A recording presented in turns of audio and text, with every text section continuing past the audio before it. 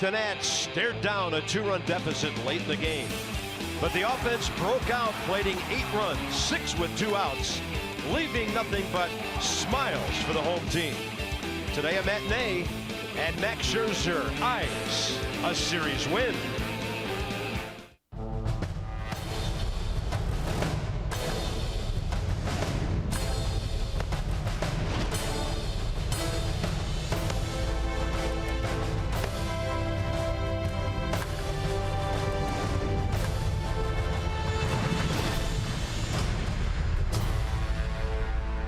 It was a wild one at Nationals Park last night, so now the series is even.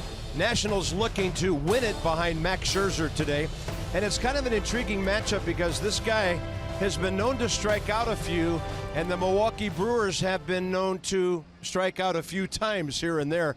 So coming off a win the guys needed last night, today could be something interesting. Yeah, down 2-0. You're thinking, oh, wow, they're going to lose 2 out of 3, lose a series to the Brewers. The offense was quiet. They went a lot of innings without scoring a run, and then all of a sudden it happened in a hurry. Daniel Murphy with his 17th home run off Jimmy Nelson, who was dealing last night. Then fast forward to the 8th, and we're really fast forward. And there's the sniper around third base. Wilmer Diefer scored on the Ryan Zimmerman double. And then Anthony Rendon with an RBI single. Adam Lind with a couple of RBIs. Let's see if we can smash it all in there. And then Severino with an RBI single. 8-2 Nats. At that point, they would hold on to win after an eventful top of the 9th inning. Yeah, Ryan Zimmerman, 69 RBIs on the year. 1/3 of them have come during the 7th inning or later. So as always, he's Mr. Clutch. Even when it's too early for a walk-off, Ryan gets it done in the late innings like he did last night. So then we fast forward to today. And there's Max Scherzer against the NL Central in his career, or at least this year. Career not bad either. 3-1, 0.72, looking for win number 12. Second in ERA, first in opponent's batting average. Intriguing matchup between Mad Max and the Brew Crew at Nationals Park.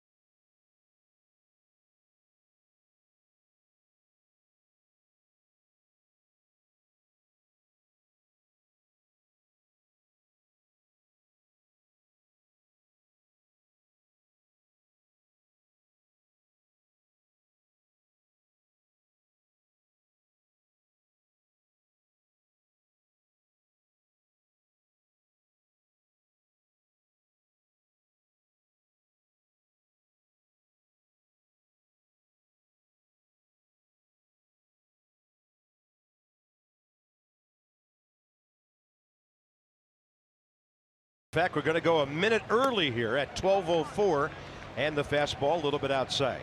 Kind of hazy overhead, partly cloudy.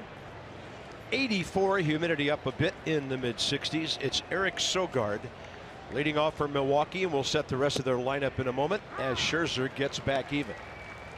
And there's the arsenal for Max. Fastball average at 94, slider 86, changeup 78. You look at his last start against Arizona on the 21st, gave up 5 runs on 8 hits. Yeah, that was that crazy home run first inning, back to back to back with the D-backs. Max then kind of held things together. Nationals had a chance to make the comeback, fell a little bit short.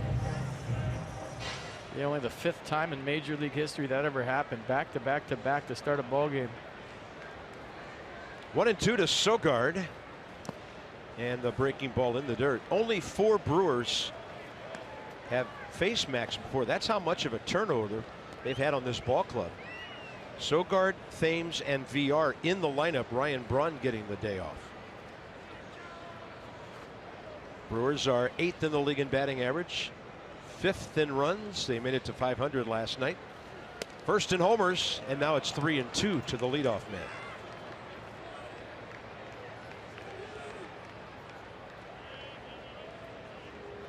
Great Council's ball club fell out of first place last night. Half game behind the Cubs, 3 up on St. Louis, 3.5 up on Pittsburgh. Swing and a miss. Scherzer with 86 for the first K of the day. Well, you remember that game in Milwaukee in 2015 where Max Scherzer struck out 16 Brewers, one of the most dominating performances in his career. And that's how this one starts, with a strikeout of Eric Sogard, a team that strikes out more than any team in the big leagues. Let's see what happens today. Eric Thames is next, and then Domingo Santana as we look at the lineup. Shaw, Perez, and VR in the middle, and then Brinson and Bandy. Eric Thames, 24 home runs, only 45 RBIs to go with it. Not his fault nobody's on base when he hits long balls, but he has struck out 109 times. 1 for 3 career with 2 strikeouts against Max Scherzer.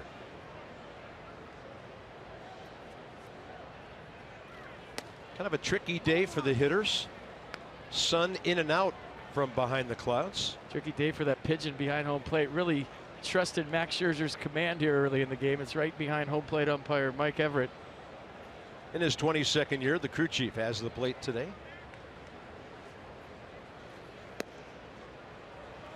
Must have been low, 2-1. Yeah, we're a wild sinker away from tragedy here. Jordan Baker, Bruce Streckman, Chris Siegel around the bases. Shift on, Rendon out at shortstop. Murphy about 20 feet into right field. And then Scherzer comes back with the off speed. That's 78, so that's the curve dropping to the outside edge, 2-2. Good feel for the changeup early. Usually that's a pitch. He calls it his mid-range jumper. It takes him a while to get the feel for it, but early on the changeup, nice. Follows it up with the heater. This ball out to left center. And it's run down by Adam Lind. Goodwin was playing toward the other gap, and Lind had a long way to go. I'm not sure. I think he was looking for help halfway through this, trying to check out where Brian Goodwin was. He's running, he checks his center fielder, then he says, oh, this is all mine. Guy that hasn't played a lot of left field. You see him checking right there. Uh-oh, I'm on. This is me. I'll make the play. No problem. He's been doing a nice job this whole series out there. He has been very busy. Like us. Here's the defense. I think you just look at that. There's no need to say the names. Just watch him kind of move around like we're on a boat. Number 3 hitter up there hacking. That's Domingo Santana. So Thames made good contact. He has 109 K. Santana 108. They are 5th and 6th in the National League in the number of strikeouts. Max Scherzer could reach 200 today. You can really tell who had the most coffee when we do the defense that way. Or, that's a good call. Noon start. Just watch their little thing on top of their head, whoever's moving around most.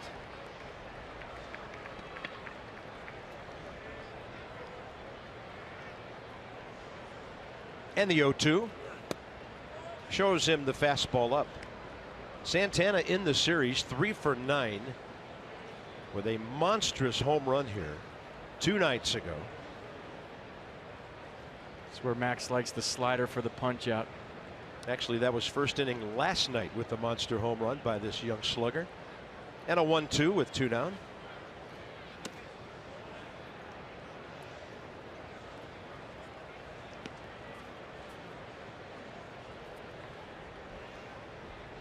There's Travis Shaw's had a nice series as well. He's been on base 5 times. Very impressed with him.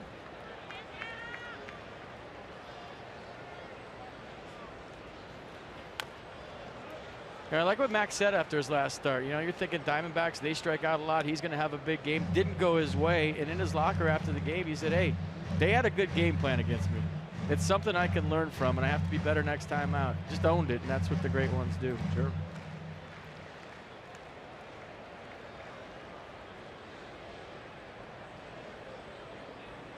To pull on the infield, they play slightly the other way in the outfield. And the 2-2 again. Swing and a miss. Straight down. Looked like the straight change from Max Scherzer. And 2 Ks give him a league leading 194.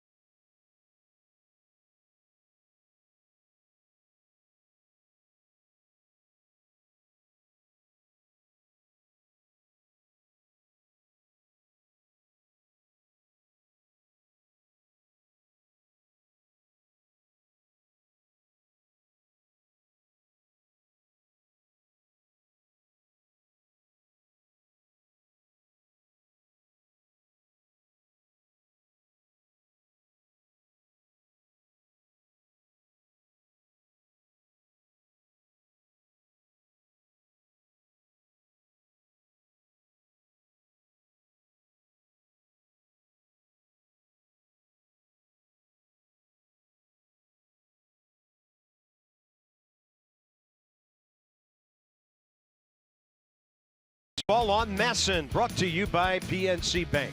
For the achiever in you. And by Ocean City, Maryland. Put your vacation days to good use in Ocean City. Book now at OCOcean.com. Welcome back to the field, Davey Lopes. Been away for a number of weeks. He's been back with the ball club for several days while Gary Thurman was still coaching. And certainly wonderful to see Davey back with us. Here's the Nats lineup. And we'll check in on Wilmer Defoe. When he bats second, the Nats are unbeaten. How about that? 375 over his 15-game start recently. In that catbird seat in front of Bryce Harper and behind Brian Goodwin. Jose Lobaton gets a start. Here's Michael Blazek, 28-year-old right-hander, longtime reliever. First big league start today. They had to DL Matt Garza.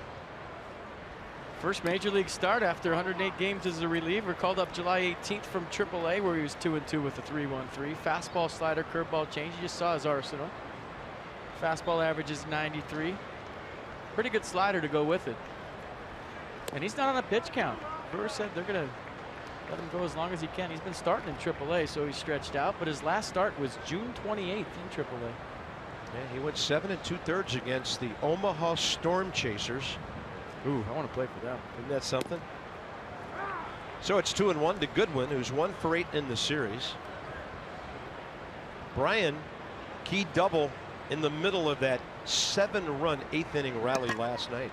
Pigeon on deck. 2-1. They play Goodwin to pull, and that's outside. You know, if the pigeon dragged the on-deck circle to right there, we'd be on to something. Did you see Adrian Beltre last night? That was hilarious. Maybe one of the best things I've ever seen. Yeah, he was doing a Jason Worth impersonation, trying to get as close behind the battery as he could when he was on deck. Jerry Davis told him to move back to the on-deck circle. So in his own ballpark, Beltre walked over and picked up the on-deck circle and dragged it to where he was standing. He says he sits there, he stands there because he doesn't want to get hit and he feels safer. He's been there his whole career. I think it's unfortunate when a guy that's chasing 3,000 hits gets thrown out for a game for something like that. Yeah, Jerry Davis tossed him, and then the skipper got tossed as well. 3-2, and Goodwin hits it pretty well the other way. It backs up Hernan Perez, and it's over his head. One hopping the wall for a strong opposite field double. If that's any indication, the ball's carrying today. Yeah, 85 degrees at game time. Anybody hasn't seen a game in Nats Park, this place plays small when it's warm. And Brian Goodwin has easy pop. Watch how simple that swing was. Just putting the ball in play. Short, compact swing, and it goes over the left fielder Perez's head for a leadoff double. There goes a no-hitter. Brian Goodwin, first hit of the game for the Nats. Yeah, taking care of that early today. Here's Defoe, who at least wants to advance the runner. For Harper, who's next.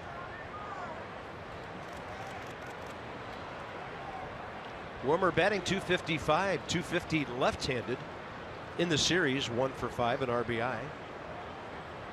And that happened in that 8th inning last night after the Goodwin double. He's going to drag one to the right side. A look to third, and it almost cost Eric Thames the out at first. Defoe screaming down the line. They give him a sacrifice. Well, I think this is a great play by Wilmer Defoe. Usually in the first inning, yeah, you don't want to give up an out to advance a guy, but when you have Max Scherzer on the mound, one run might win you the game. Thames took a look to third, tried back to first. I thought it was real close. I don't think they're going to challenge it. But a great idea by Wilmer. You'll take a 1-0 lead any day with Max Scherzer pitching for you. Absolutely. So Bryce with 75 runs batted in. 1 for 4 both games in this series to extend his National League leading hitting streak to 18 games. That ball is high in the air to right. See you later. 2-0 on Harper's 26th.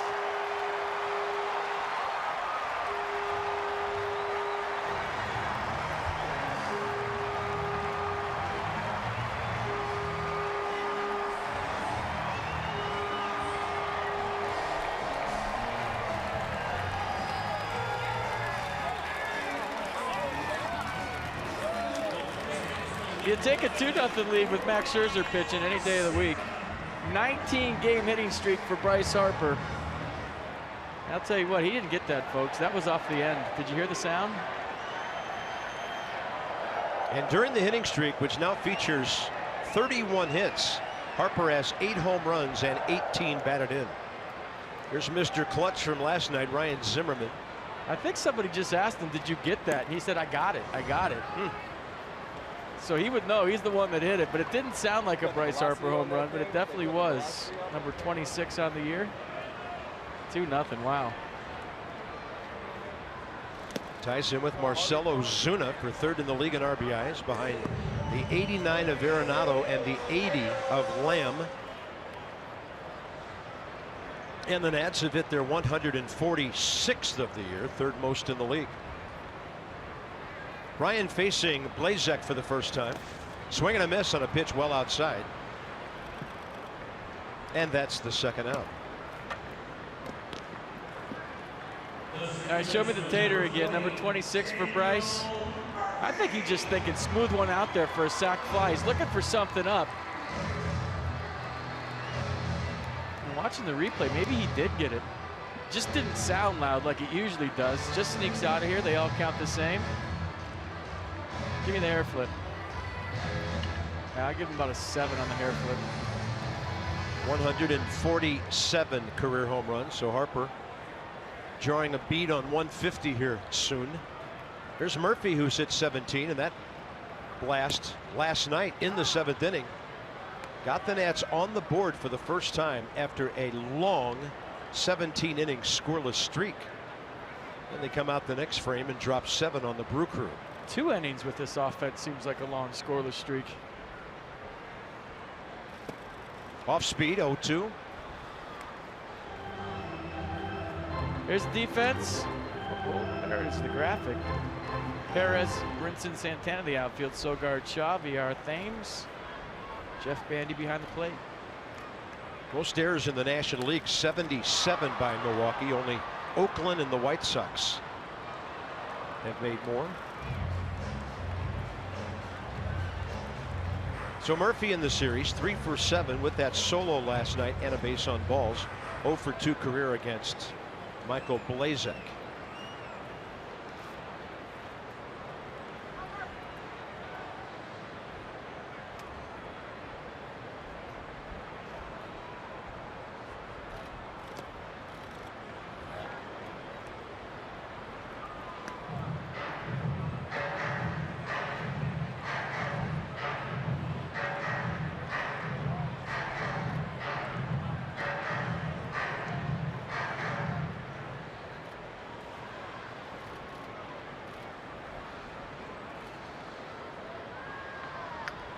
And the 1-2 to Murph. Down low, swing and a miss. So a couple of Ks for Blazek to recover after the Harper homer. Goodwin set the table with the double. 1 out later, Bryce goes deep. So he has a 19-game hitting streak, tied for the longest in the major leagues this year.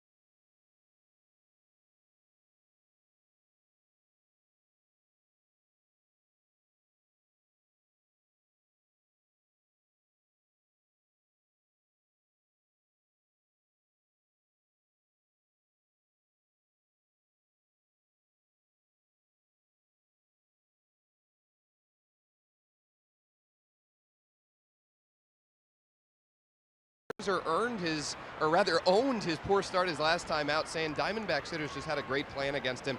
His fastball location was off by a little bit, same with the slider, and D-backs hitters just made him pay. So some pitchers might question their mechanics or approach after a start like that, but not Max. He said nothing's broken here, and given Max's competitive nature, this shouldn't surprise anyone. He's using that last start as fuel for today's outing, saying the other day that he knew he'd be facing the Brewers this time around and saying, I'm coming for him. Yeah, anything more to motivate him, just what the Brewers wanted. And when you're talking cars, you're talking Coons. That's Dan for the Coons.com sideline report. Travis Shaw leads off. Nats in a shift, top of the second. 1 ball, 1 strike. Yeah, Mac's a big-time tinker. He makes little adjustments between starts. If you look today, he's got his hands way above his head to start. Look where that is. Usually it's about eye level. Maybe that's just to get on top of the ball and shorten that first stroke of his windup behind his head. Maybe reminding him stay on top of his pitches. 94 up in the zone. I've never seen it that high. 2 Ks in the first inning around the good play in the left center by Adam Lind. Look at that. It's a good shot. Target inner edge. Travis Shaw turning on one that hit an empty seat, fortunately. Shaw's never faced Scherzer before.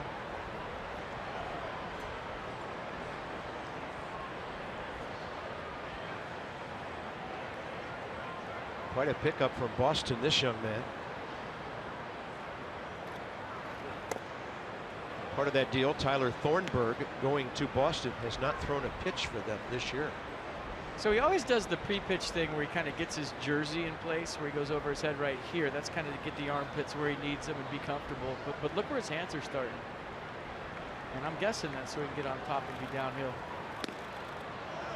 Yeah, that's what, 8 to 12 inches higher than usual. Yeah.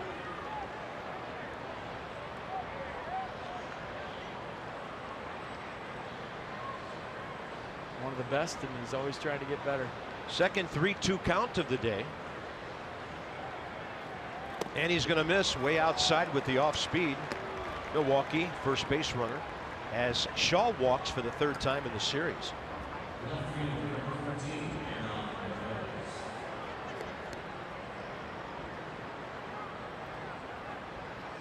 Hernan Perez, the left fielder, has a pinch hit in this series. That was in that crazy ninth inning last night. A double when Sean Doolittle was trying to put out the fire of 4 consecutive Brewers who got on base to turn an 8-2 game into an 8-5. Finally got a couple of outs, and there were handshakes. Max has struck out 40.5% of the right-handed hitters he's faced since the beginning of the 2016 season. Crazy.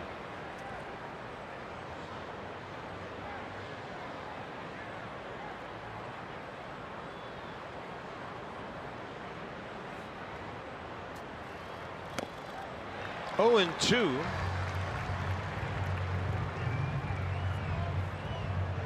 Starting the day, second to Kershaw. And of course, Clayton on the DL, so Max will become #1 in innings pitched. Already 1 in strikeouts and opponent's batting average at 170. Second in ERA to Kershaw at 2.26.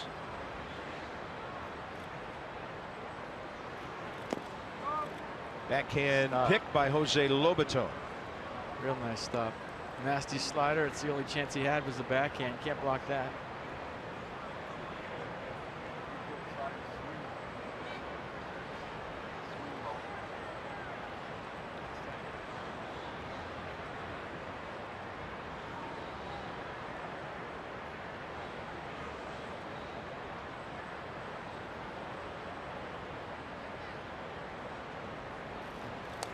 Down and in for the strikeout with 84. So 4 outs, 3 Ks. Trying to see what pitch this was. Was that a changeup? No, just a backup slider. Look at that thing go the other way. Perez was thinking that's breaking down away like the one Jose just backhanded. That one backed up and worked nicely for Mets. Strikeout number 3. Yeah, I was right there with you, thinking live that was a changeup. So the most strikeouts before the 1st of August. Pedro didn't do it. Scherzer's never done it. Bill Stoneman didn't do it. That's 200 before the 1st of August, and now Scherzer only 5 away. Jonathan Villar, the second baseman, is next.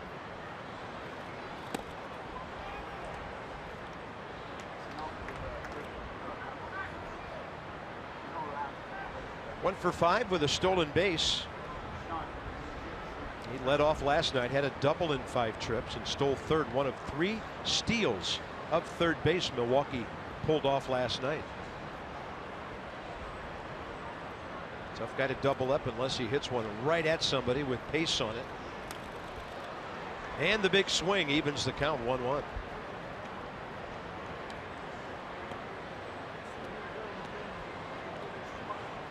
Playing umpire Mike Everett looking down at that pigeon back there that barely moved when the ball boy flashed by. Yeah, just adding perspective. He doesn't care. Who does he think he is, Adrian Beltre? He didn't give a care that there's a major league game going on and Max Scherzer's pitching. 1 ball, 1 strike. Inside, 2-1.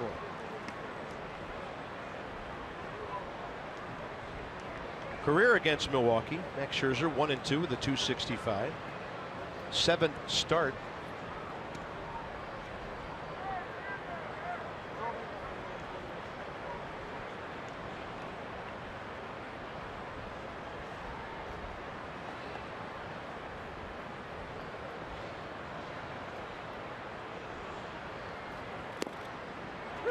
Down in the zone to even things up.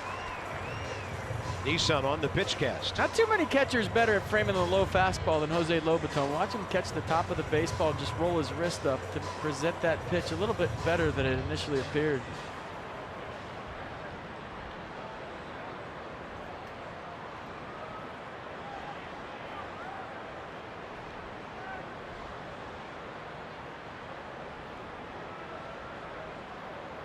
Two with a long hold.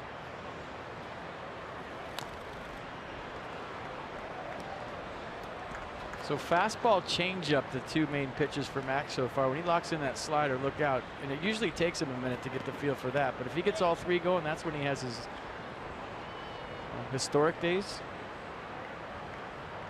Yeah, some guys have really good days. He has historic days when things are going right.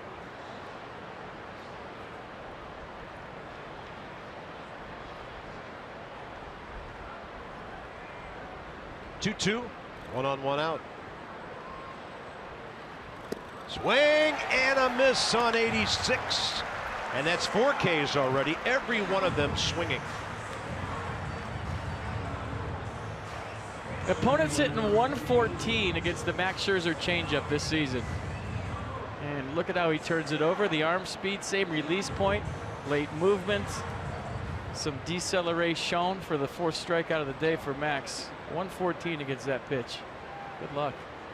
Next up, the rookie Lewis Brinson, just recalled yesterday. He hit a monster 2-run homer, his first big league home run in the 9th inning.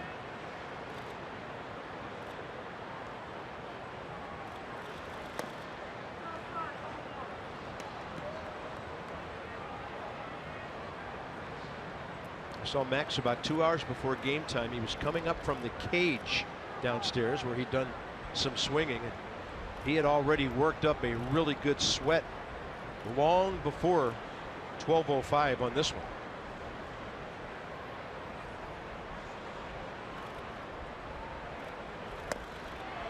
Were you getting your hacks in before the game? Is that why? Yeah, I was right behind him. Nice. We were in the same group. Hitting some tees, some flips. I made contact several times off the tee. Lift and separate, and then after contact saying, see you later. Call well, I was looking for launch angle Yep. this morning. Call your own homers. Cage homers. Yeah, you know when you get one in there. Yep. 1-1 with 2 outs. Lifted short right center. Murphy pointing up. Long run for Harper. Bryce is there. And Max Scherzer, 4 strikeouts and a walk through 2 and a 2-run lead.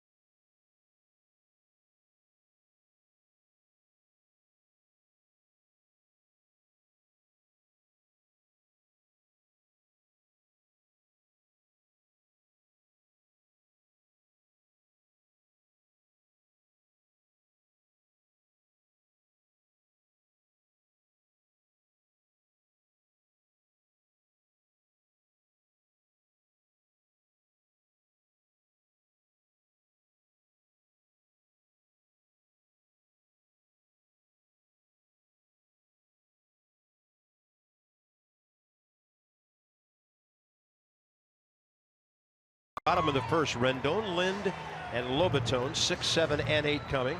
When you have insight, you know how to handle your finances with confidence. Brought to you by PNC Bank, for the achiever in you. Eric Fetty will get the start against the Rockies on Saturday in Steven Strasburg's slot. Strasburg went on the DL. Sammy Solis has been recalled, giving the Nats 5 left-handed relievers So Fetty, big league debut coming up after Tanner Roark pitches against Colorado tomorrow. It's a pretty easy lineup to cut through in your major league debut. No problem. He's got this. Yeah, Rockies are off today. They are 58 and 45. One game over on the road and one game under against the East. Well, the thing we liked about Fetty, we saw him in spring training, he's got a good sinker. The Rockies like to elevate the ball and hit the ball far. He keeps the ball down, he'll be all right. Anthony Rendon has faced Michael Blazek twice in his career. Both have been walks in this series, 2 for 7. Key RBI single in that 8th inning last night. They play a shift on Rendon, who's so good at going the other way. And last night he had a would-be base hit taken away and a line drive right up the middle where Jonathan VR was standing. VR playing him more to pull by about 5 or 6 feet here.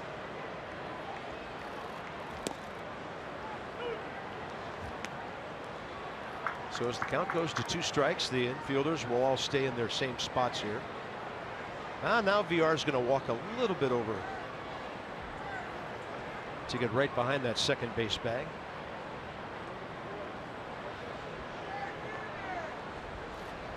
Swing and a miss. 3 strikeouts in a row for Blazek. Got some numbers to go inside of. Thanks to Jeep. So in the first 2 innings, these are 2 clubs that strike quickly. The Brewers especially 10 runs more than the Nats in the first 2 innings.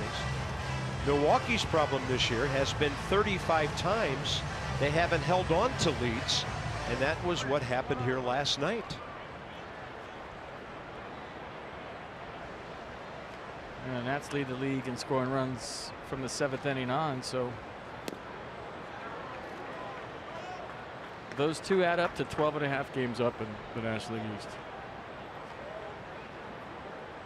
That's all I got.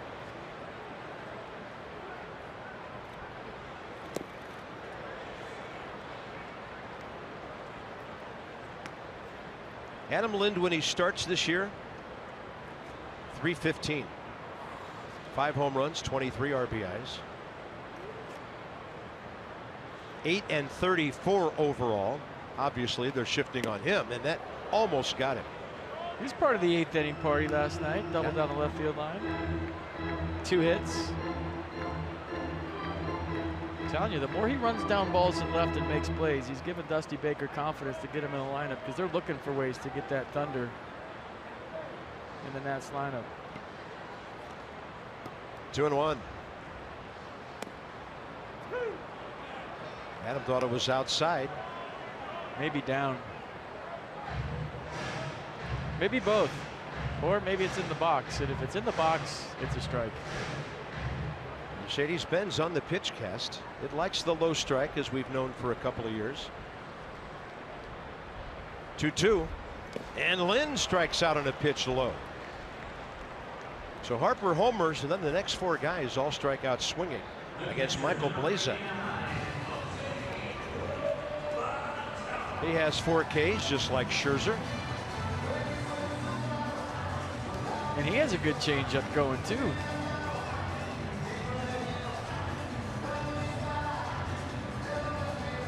Jose Lobaton 0 for 1 career against Blazek.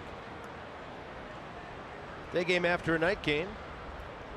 Getting a start today. Nats are carrying 3 catchers with Pedro Severino called up.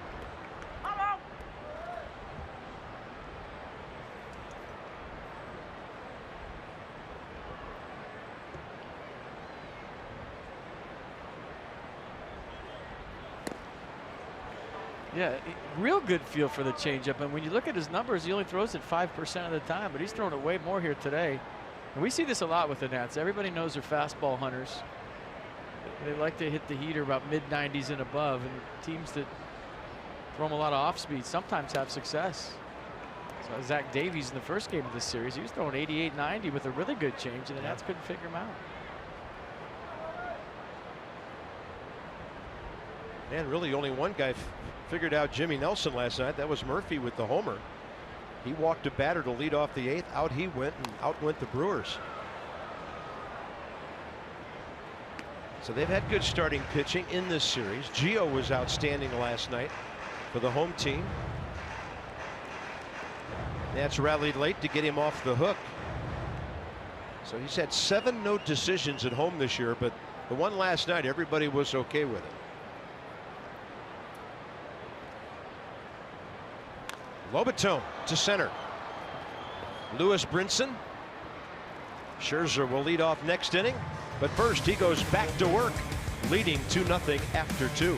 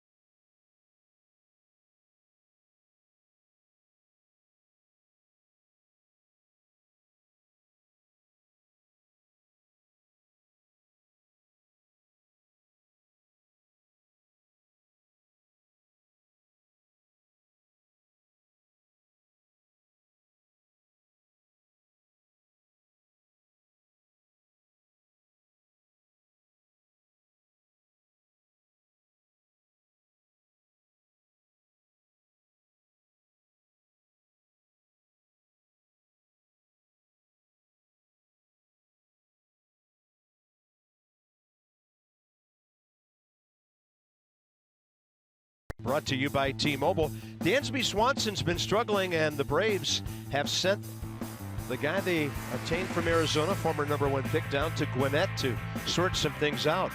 Pat Neshek has a destination. We'll see him this weekend with the Rockies from the Phillies for 3 minor leaguers, and the Dodgers, look at this, 36 of their last 42. They've won 5 in a row. They're 71-31. And they've taken Arizona and Colorado, 2 really good teams, and said, you boys can battle it out for the wild card. I fell asleep. They were down 5-0. Jock Peterson went deep. It was 5-1 in the 4th. I said, oh, they're finally going to lose. Yeah. Guess not. Unbelievable what they're doing. I mean, the Nats are having a great year, and the Dodgers have 11 wins more than Washington. But the Nats have a big lead as well, 12.5 up on the Braves, who lost last night, 13 on the Mets, 14 on the Marlins. Here's Jet Bandy, the catcher, hitting .217.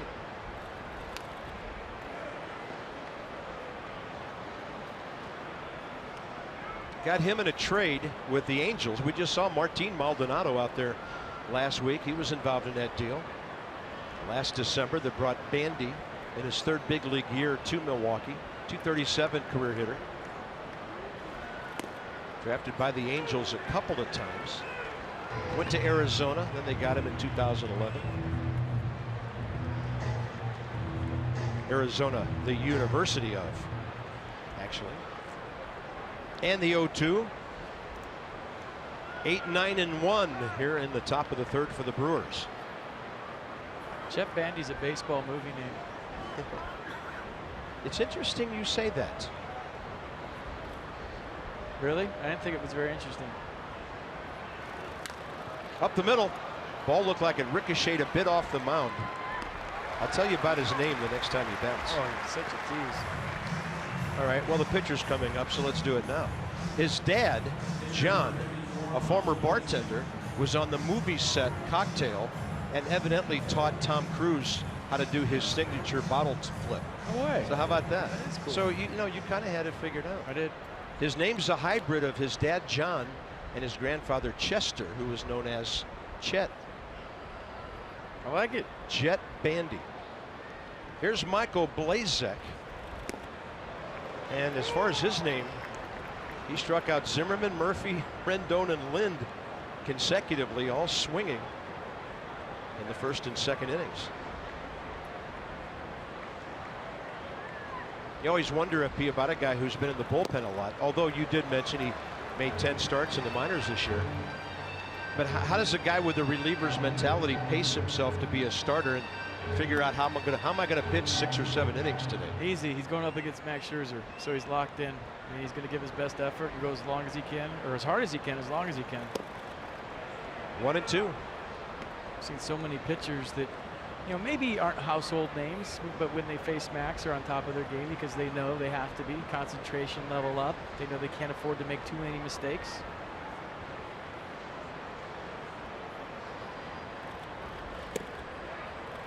Scherzer tried to run the fastball back to the outside edge.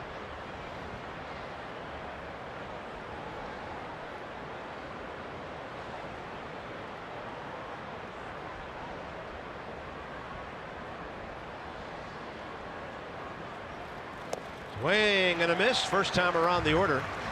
The Brewers go 0 for 8 with a walk and 5 swinging strikeouts.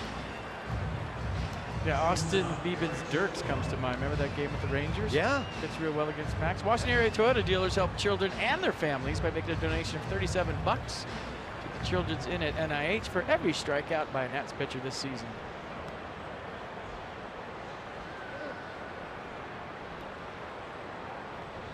Top of the order, Eric Sogard with 2 down. He went 7 against the Nats, gave up just 1 run that day. And the Rangers ended up sweeping the Nats in that series.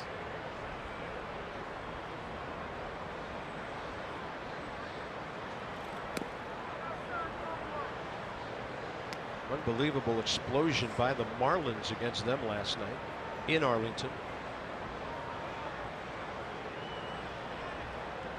Sogard a swinging strikeout first time up. Rendon even with the bag at third.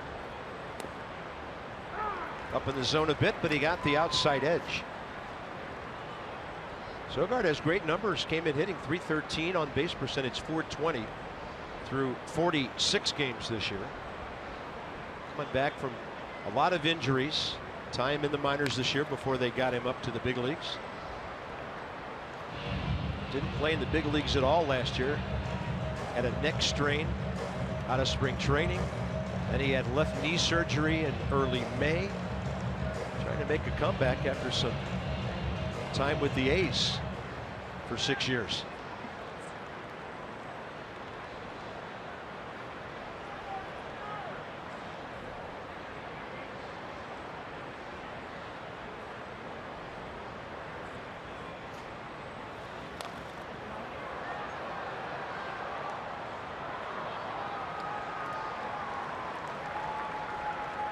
Pretty good foul ball. That was a nasty slider.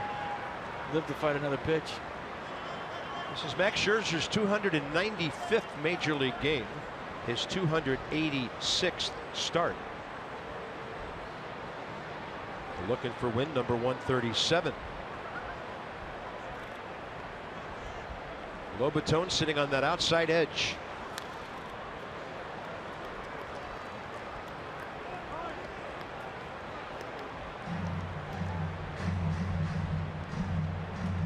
"17 pitches first inning, then 20 with a walk and 2 strikeouts. So now he's at 50 already here with 2 outs in the third.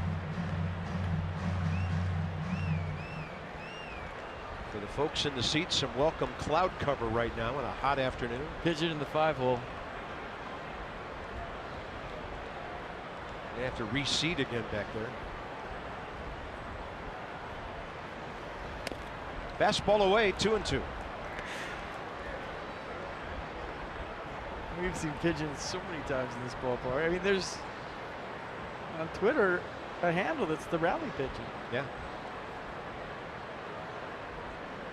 That's rally pigeon. Sogard hanging in there to extend his at bat and add on to Scherzer's pitch count.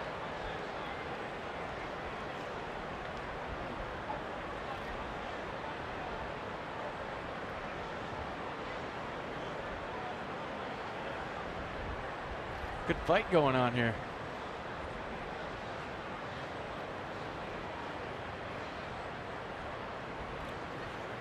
And Scherzer gets him looking with 95. 2 strikeouts per inning so far. Middle of the third. Max will lead off. And the fastball. Perfect. 2-0 Nats.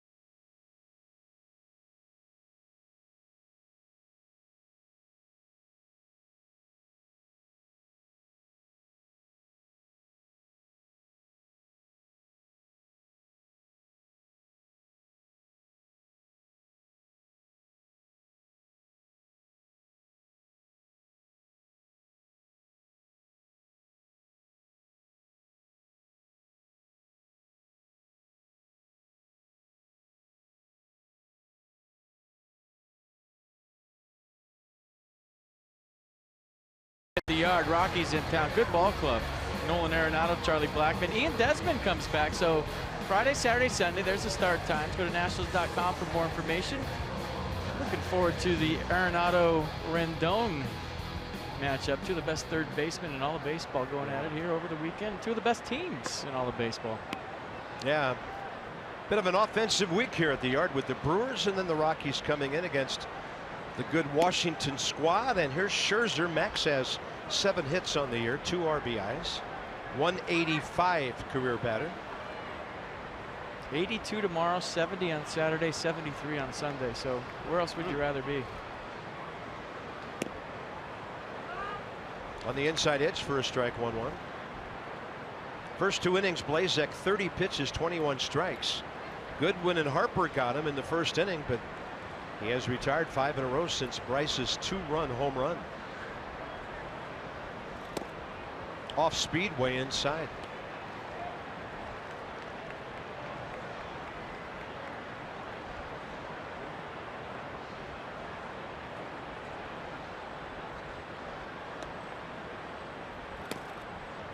Good eye, ball 3.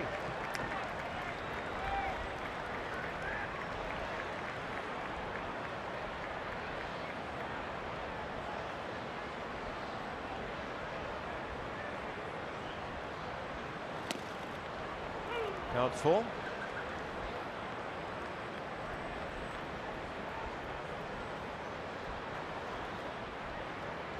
Blazek career record of 8-5, 3.88 ERA, 108 relief appearances. First big league start today. And Max Scherzer's going to have at least a 7-pitch at bat here.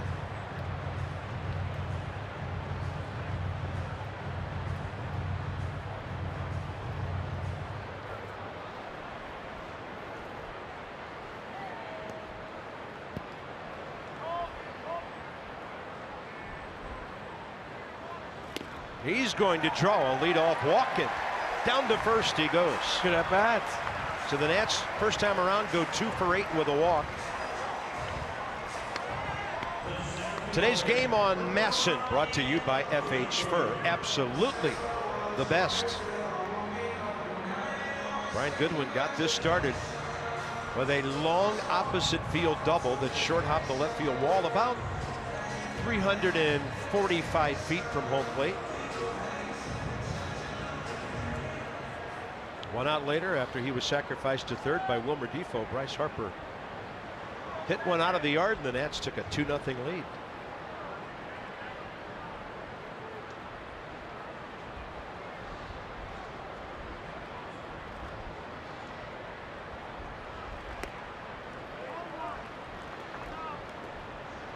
Bandy and Blazek to visit.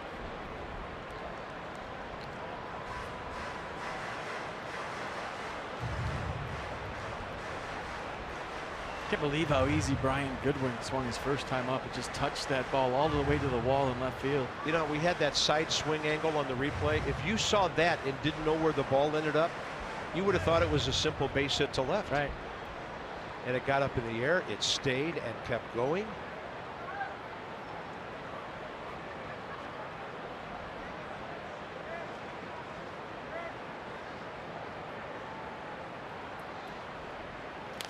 And he's going to pull this one to right, going deep. See you later. It's 4-0 Washington. Goodwin, number 10.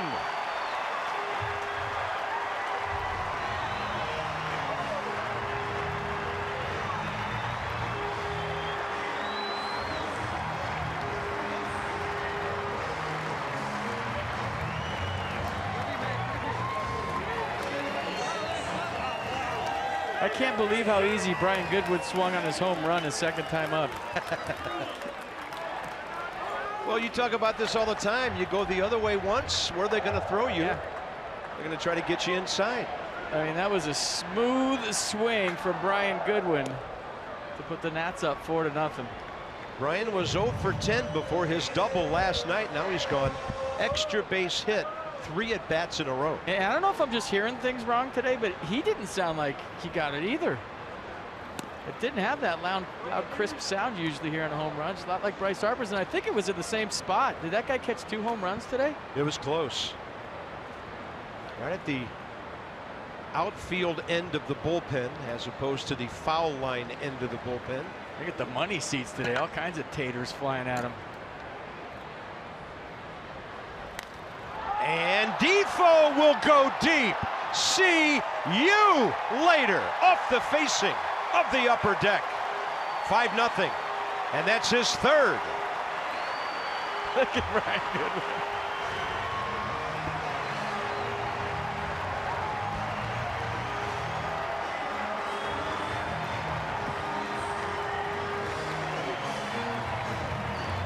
We thought the ball was carrying today. That ball was hit a ton. Hit the facade. The scoreboard right in front of the upper deck. Boys having fun hitting taters. What's better than that? 148 for the Nats, and guess who's stepping in?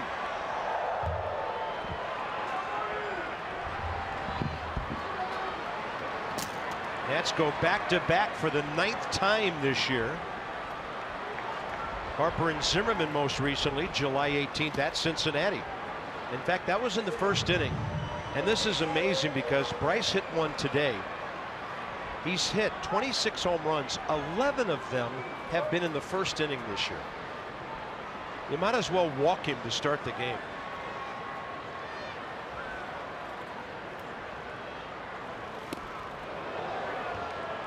Look at the crowd. Ooh. We all got home run fever all of a sudden.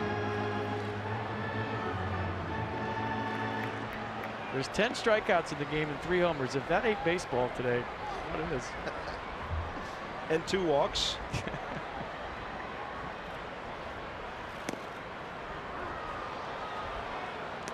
Well, that was right on the edge. That's a great pitch under Bryce's hands.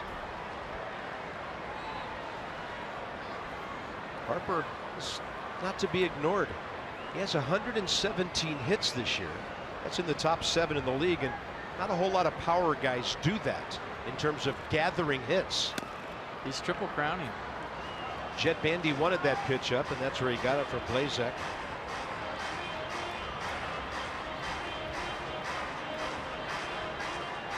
Tied with Joey Votto now for 3rd most homers in the league. Tied with Ozuna, Marcell Ozuna, the Marlins, 3rd most RBIs. All right, which order are we going? Goodwin first? Yeah, we got to show that one. The smooth swinging Brian Goodwin. Double first time up. Watch this. Just drop the barrel on the baseball. Watch her go. 100-mile-an-hour exit velocity, and that's right where Bryce's first homer went. And then Wilmer goes big fly. Remember the one he hit right-handed in Arizona, right about the same spot, but that was right-handed. This one pull side left-handed, and Trey Turner caught it. Harper a big swipe at that one. So Brian Goodwin, his 10th career homer, all of those this year. Wilmer Depot, his 4th career homer, 3 of those this year. Trey Turner's hair's gotten really long on the DL. Did you see that? Can't wait till that guy gets back. 2-2 to Harper. Nobody out. And the count's full.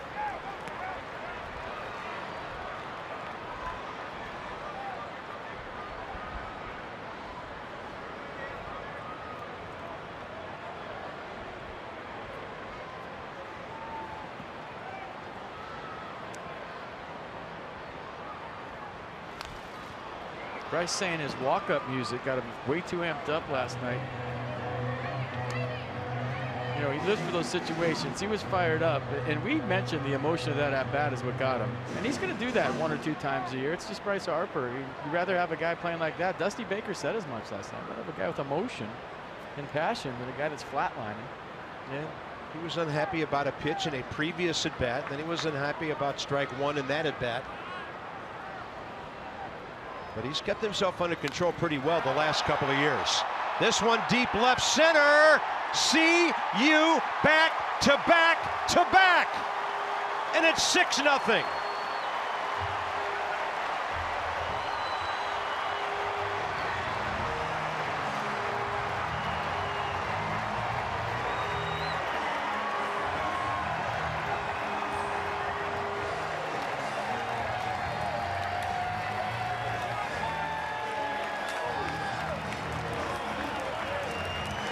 Number 27, RBI number 76. Oh my.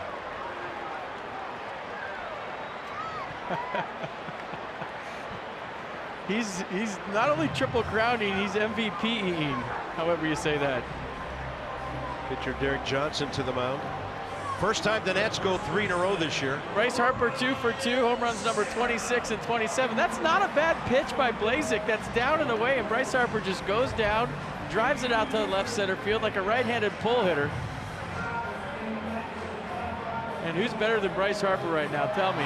StatCast, what do you got? 414 feet, 105.9, 22 degrees on the knockdown 2-iron. StatCast is powered by AWS. Bryce Harper is powered by himself. What do you have, Ryan Zimmerman? This might be 4 in a row.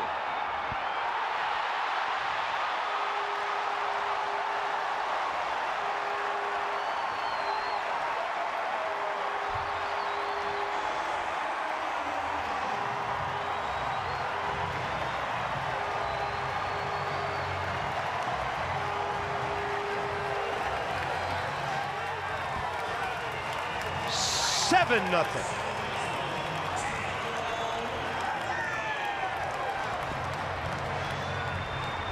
Unbelievable. RBI number 70 on his 21st. Been in baseball a long time. I've never seen that. This should be 4 curtain calls. Just all come up on the top step together like at the end of a play and just take a bow. Daniel Murphy takes a strike. Scherzer walks, and then his teammates hit 4 home runs in a row. Never seen that.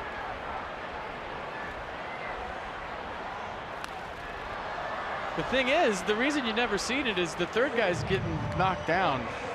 Maybe the 4th guy back in the day, but in today's friendly game of baseball, you just keep laying them right in there. And it's not their fault; they're doing their job. But back in the day, back to back, the third guy is going down. You know, a friendly reminder of, hey, don't dig in too much. Murphy takes one low, 1-2. StatCast just blew up. It's done. Retired. Bryce, 19-game hitting streak with an exclamation point or 2 here. Now 9 homers, 19 RBIs in those 19 games. 1-2 to Murphy. Still nobody out. Might have to put that pigeon right where it is the rest of the year, right there behind home plate. Show me Zim's home run, please. Show everybody Zim's home run. I'll tell you this is impressive, but I think Bryce Harper's home run might be the most impressive one he's hit all year. That was not a bad pitch by Blazek. Watch the dugout. It's a fireworks show. Look at him.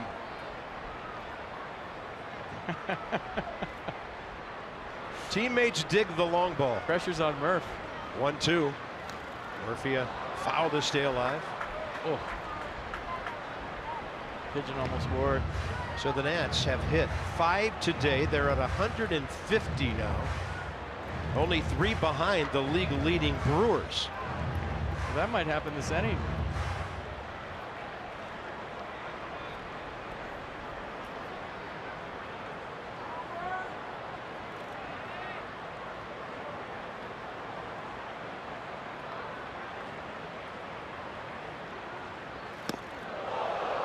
Ball 2.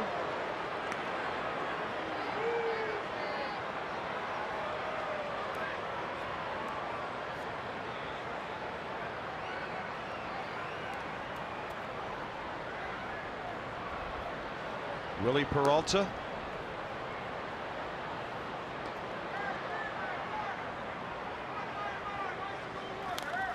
Murphy to center. Some wise guys downstairs are booing. They're booing Murph. 1 out. Can't boo Daniel Murphy for not hitting a 5th homer Obviously in a row. sarcastic boo from the Nats fans. Pretty funny if you ask me.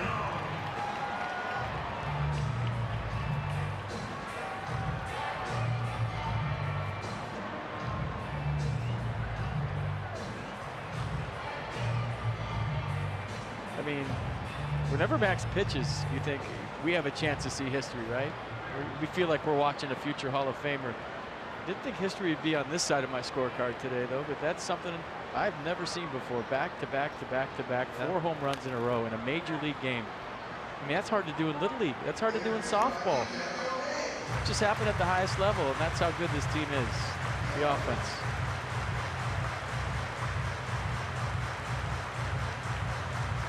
Nats have retaken the league lead in runs scored over the Rockies, who will be here tomorrow. In fact, they're probably here already. And the 0-1 to Rendon. He launches one to left field. See you later. 5 in the inning. 8-0.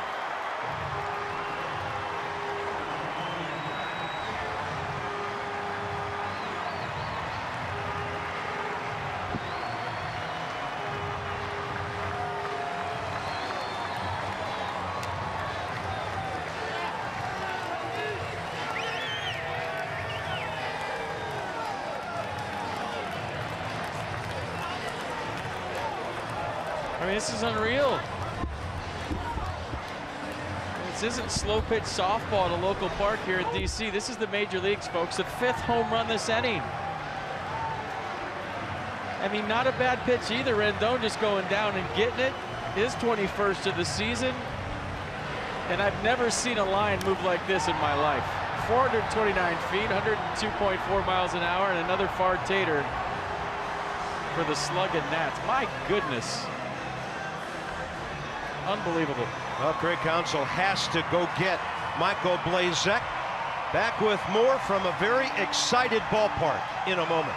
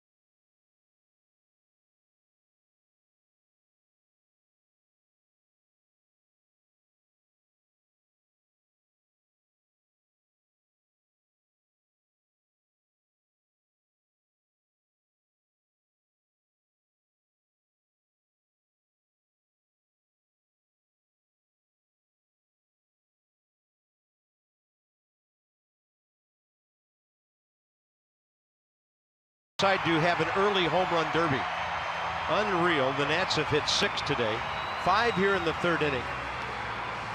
And Willie Peralta will take over for Michael Blazek. Do you need expert printing? The UPS store has you covered. Together, there's nothing we can't solve. It's our UPS store call to the bullpen. 28-year-old Willie Peralta. 19th appearance for the Brewers. He's made 8 starts this year. 65 hits in 56 innings. So I'm seeing online right now that 5 home runs in innings happened once in the American League in 1966 by Minnesota, and strangely it's happened 4 times in the National League, and each time it was against the Cincinnati Reds. Yeah, and there's only 1 out in the inning. Yeah, it's not official, I'm just reading on Twitter, but still I thought that was a record. Adam Lind is 2 for 6 career against Peralta with an RBI. He's the 8th Nat to bat in this inning. Fastball 97, crackling to the outside edge. Crowd still buzzing. 3rd time in team history the Nats go back to back to back, and then Zimmerman adds a 4th. And Rendon 5th, are you all right over there? Did you pull a muscle saying see you later? You good? Did you pull a hammy? I gotta get some throw lozenges. That's officially the most see you laters you've ever done in an inning. I didn't have time to do one for Zimmerman. His 1-iron got out of here so fast. 1-2. So 4 in a row. First time in 7 years since the Diamondbacks did it back in 10.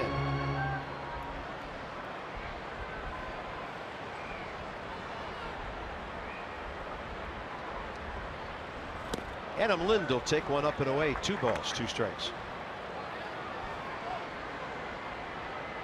Blazek 2 1/3, 7 hits, 8 runs, 6 homers, a walk, 4 strikeouts, 61 pitches, 41 strikes. Happy hitting, coach. Lind, hard shot through the shift up the middle. That was the shortstop Eric Sogard trying to get to that. That ball's probably as well hit as some of the home runs.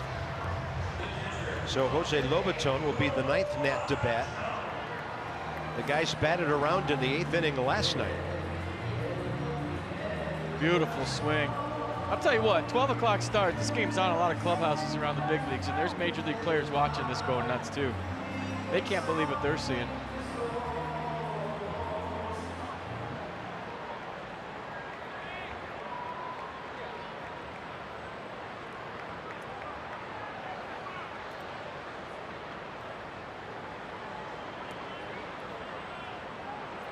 Lobaton, fly ball to center first time.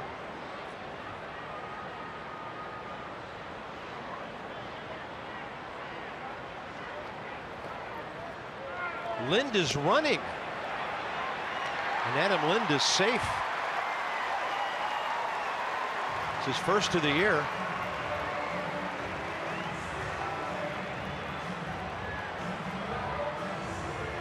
Well, up by 5 after 5 is a general rule on when you don't steal, so respect for the Brewers offense. I don't know if that got Craig Counsell's attention, but it's only the 3rd inning. It's 8-0, and if they're not going to hold you on, then go ahead and go, I guess. 7th career steal for Lind. You don't want me to go, hold me on. 1-1 to Jose Lobaton. Plus Davy Johnson's missed a few weeks. He's probably itching to tell somebody around. Davy Loeb, excuse me. Davy Johnson's been gone for more than 2 weeks. Davy Lopes has had more company passing him by than he ever dreamed of today in his return to the first base coach's box. And Lobaton's going to jack one to the gap that'll make it 9-0 and produce his 7th RBI of the year. So the Nats have batted around. Scherzer's going to hit again, and there's still only 1 out in this 3rd inning. A lot of good things going on, obviously, but maybe one you haven't thought about is Dusty doesn't have to lean on Max too much today. You don't have to stretch him out. You're up 9-0. You don't need to go over 100 pitches. Just go out there for a tune-up, throw strikes, and do your thing. I mean, for now, for now. When you look at the other side of the scorecard, for now. Yeah. Well, his pitch count is up there after 3 innings at 53. Max walked to start this crazy frame. Lazek fell behind him 3-1, got to full count, and then walked him. Rally started. And then bombs away after that.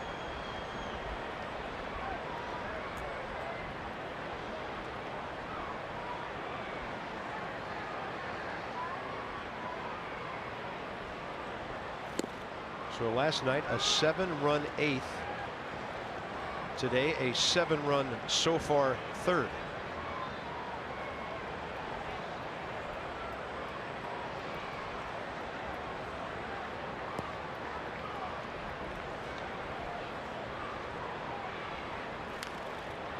How to play. You know, Bryce has hit some impressive home runs this year. The pull side bombs. The fact that he had a Blazek changeup down and away to left center field.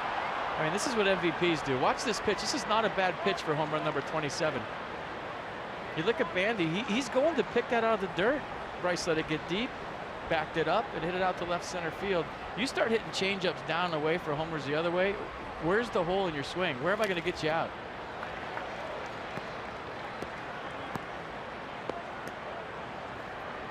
Yeah, Bryce doesn't want to put the bat down.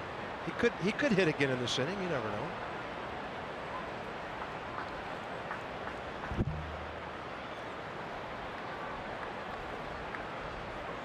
It's about almost half a game's worth of pitches in 1 inning. And Scherzer will hit one by the mound. He's hustling to first. Max Scherzer is safe. Lobatone to third. He's not going to stop competing, whatever the scoreboard says. Mike Maddox taking credit for it. Give me some knocks. Give me some knocks. Pitcher got a hit. Don't leave me hanging. Watch Max run at you. His facial expressions are usually amazing when he's running to first. Let's see if we can get him. Infield single. Another knock for Max. Line is beyond moving here in the 3rd. It's moving into the 4th on my scorecard.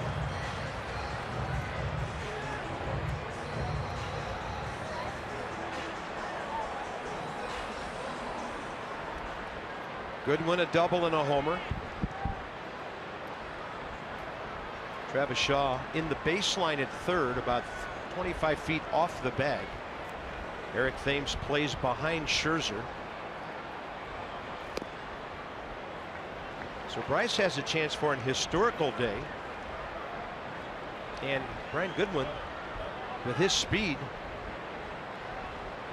might have a cycle in mind. 2 more outs for a major league first. 6 homers in an inning. Line drive, and Scherzer caught off first. Jinxed it. A 5-3 double play ends the inning. What an inning it was. Scherzer walks. So then it's Goodwin's turn to pull one. Defoe goes out. Bryce Harper goes the other way. Zimmerman a laser to left. And then Rendon a towering drive. Hope you were around for all that history.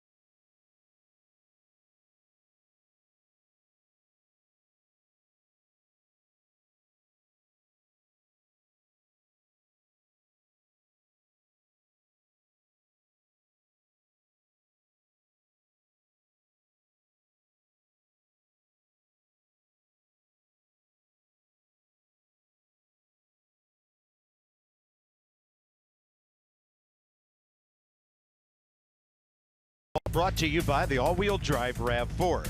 Toyota, what drives you? Visit buyatoyota.com for great deals. Curly W's making lots of noise today. It's our home run hitter pop around as we go to the top of the fourth. First one has 10, second one 3. That guy's got 27. There's 21. There's 21.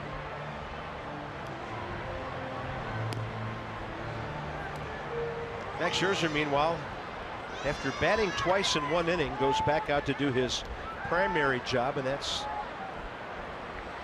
trying to keep this Milwaukee offense shut down. 53 pitches, 34 strikes through 3 on 6 strikeouts. 2 Ks per inning so far. 2, 3, 4 for the Brewers. Thames, Santana, and Shaw.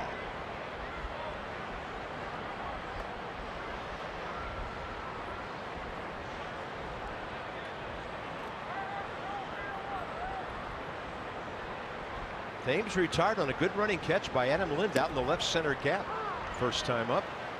Sit around for 20 minutes, get back on the bump, and throw strike 1. Not really sit around, but still.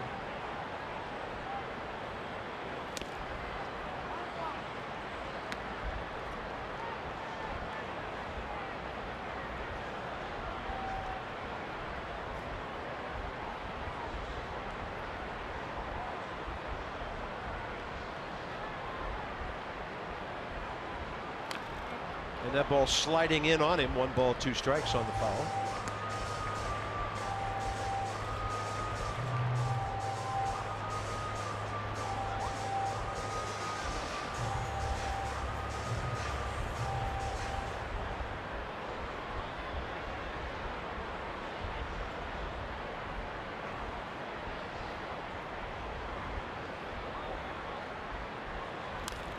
Pulls it right side. Murphy turns and throws. Safe. Milwaukee first base hit happens against the shift with Daniel Murphy well out into right field. Well, first hit of the day for the Brewers. I guess an infield single. Daniel Murphy with a nice effort. Thames too fast, but going to his backhand, got rid of it quick. Those of you that haven't seen Daniel Murphy play second base this year, he's been real good with the glove. So Thames has had the best at bats against Max. Here's Domingo Santana, who struck out swinging first time up. Overmatched on that slider.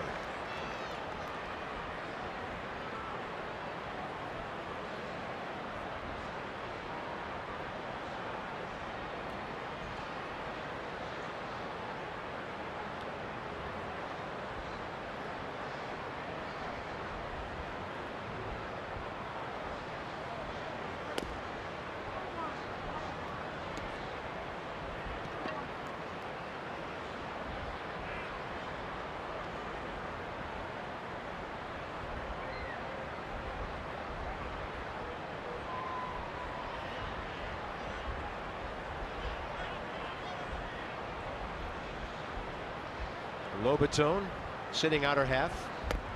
Scherzer delivers it out there and beyond. 1 ball, 2 strikes.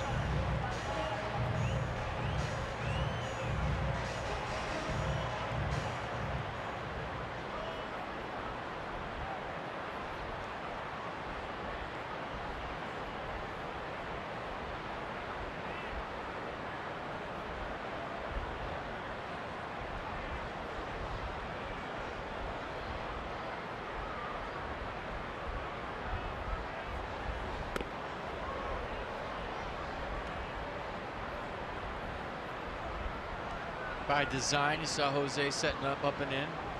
Usually a slider away after that pitch. See where they go.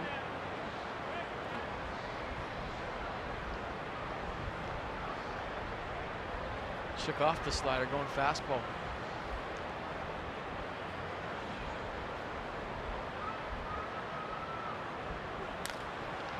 Could be 2. Murphy, Defoe, 4-6-3. Nats turned their 89th of the year.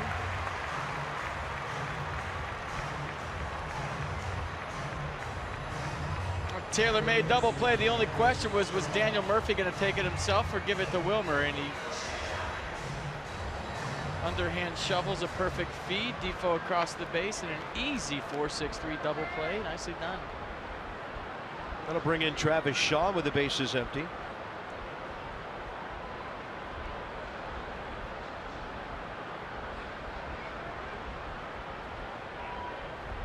He walked first time up. He was their only base runner until this inning when Thames singled.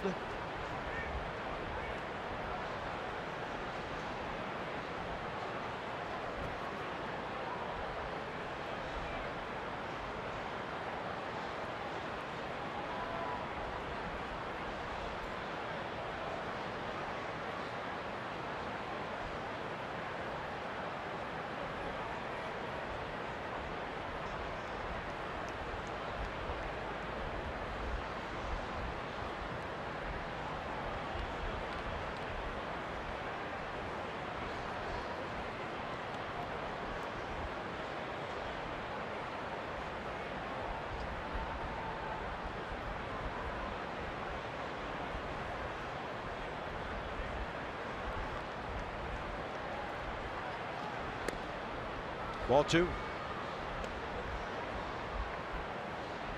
trying to coffee up after that inning. I'm spent.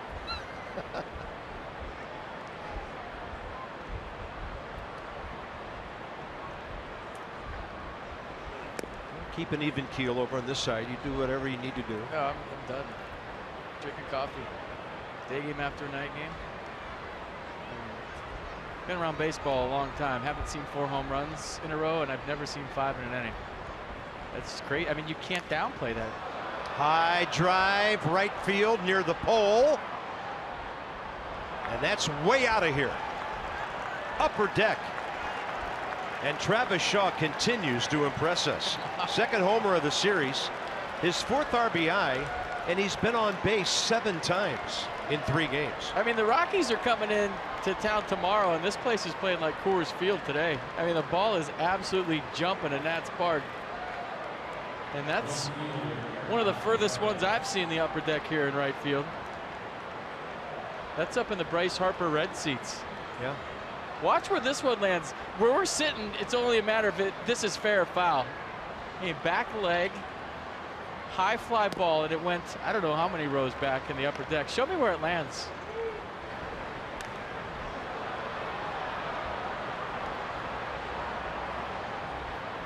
About 5 rows back above Jackie Robinson. And this ball high in the air to left. Adam Lind coming in. And that's it for the Brewers in the 4th. So the double play keeps them from knocking in 2. And here comes the lineup again with Defoe, Harper, and Zimmerman. It's now 9-1.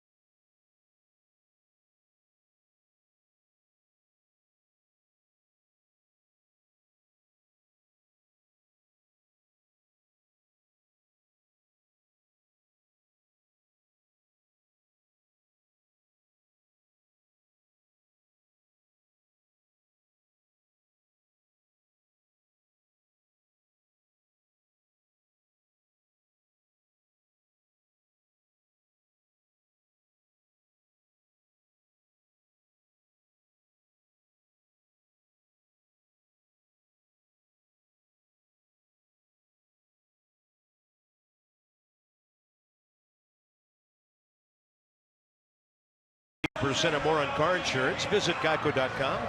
See how much you could save. And without much of a battle, Thomas Jefferson home with his 17th of the year. Abe has 16, George 14, Teddy Roosevelt maybe later. So we got some numbers from Jeep regarding home runs. So the most in one inning, Major League all time. It's been done many times, but not since the '06 Brewers as a team hit 5 in an inning.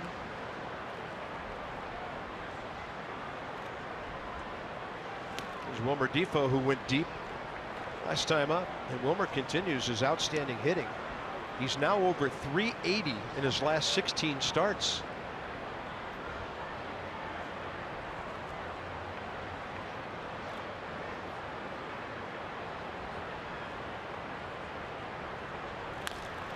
He's going to add one to the opposite field. With key players hurt, like Turner and Taylor, Difo and Goodwin doing a big job right now. Well, they're getting a chance. You see the little knee tuck. He's staying in his crouch, not coming out of it. Low line drive to left. That's a good sign. When a little guy hits a home run to the pull side, you're wondering, is he going to get infatuated with that swing? That felt so good. I want to hit 10 more. A lot of times you end up flying out 10 more times, but this goes to show you Wilmer can hit. Line drive to left, a good sign for Wilmer and Dusty Baker. Trey Turner's digging it. I mean, it's opportunity, right? Another guy gets hurt, you have a chance to show you can play at the major league level on a daily basis, whether it's with the Nationals in the future or not. Everybody's watching Goodwin and Difo, guys that are showing they can play. Yes, they are. Shift on for Harper, who's hit 2 in a row today. He's got a 3-hit day going to the left field corner. So Difo around third will score easily, and Bryce Harper has 10 total bases in 3 at-bats. The Nats lead 10-1. This team can flat out rake.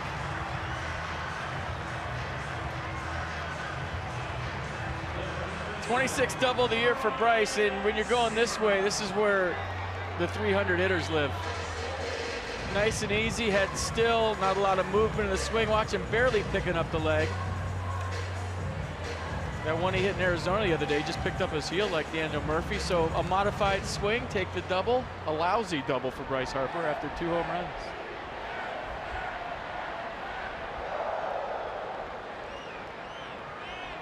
Ryan Zimmerman, an absolute screamer into the bullpen last time up. He's 1 for 4 career against Willie Peralta, the 28-year-old right-hander.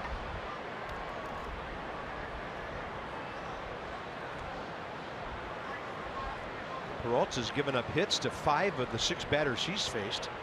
The only outs came on the hard line drive at Goodwin. Pardon me, by Goodwin to Travis Shaw.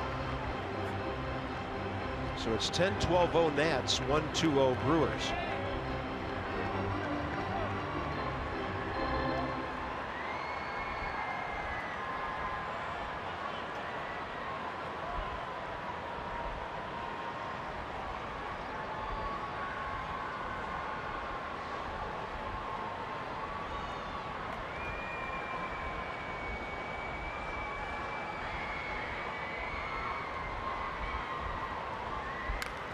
High in the air to right. See you later. The Nats have tied the team record with 7 homers in 1 game.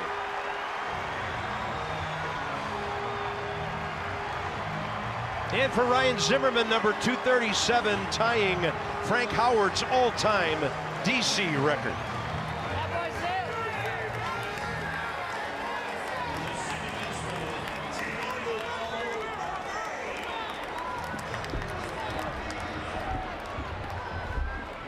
Tell you what, you hit it on the barrel in the air today, it's going. I don't know what the atmospheric conditions are, I can't even say it. It seems like it's still, it's humid, it's warm, and the ball, like it never has in this ballpark, going. That's what I get for trying to say a 4-syllable word. Stay in your lane. Here's Murph. On Sunday, April 30th, the Nats beat the Mets 23-5. They hit 7 homers that day. Just saying. Had 23 runs and 23 hits that day. Today it's 12 runs on 13 hits, and it's the 4th inning. Murphy just missing a double. Trying to do that, by the way, with the shift. Let's see Ryan Zimmerman's 22nd. Like a slider up, roll the wrist, and he knew it. As soon as he hit it, looked into the dugout, got him. So the most home runs by a Washington, D.C. player all time, it's Ryan and Hondo. And I know from his visits to the ballpark over the years, Frank Howard has a great deal of love and respect for Ryan Zimmerman, what he represents as a ball player, as a person, as a Virginia guy. And I'm sure Frank Howard is pretty happy for Ryan right now. Murphy jacks one hooking foul. The sounds coming out of this batter's box today are pretty impressive.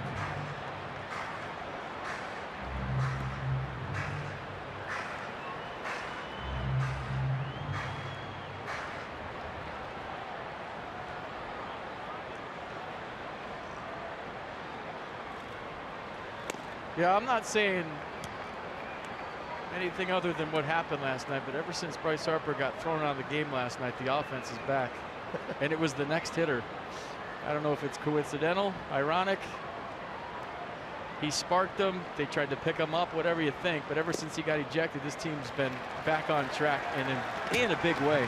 Daniel Murphy's on for the first time today. With more on last night, here's Dan. Bob, Bryce Harper said after last night's game that he had teammates telling him, hey, you lit a little bit of a fire under us. He had a smile on his face that he said it, but there might be something to that. Guys were telling Bryce, you kind of pumped us up a little bit with that ejection in that key situation. Who knows? There you go. And to be perfectly honest, they were kind of sleepwalking the first game of the series. You come back from the West Coast, that whole time change.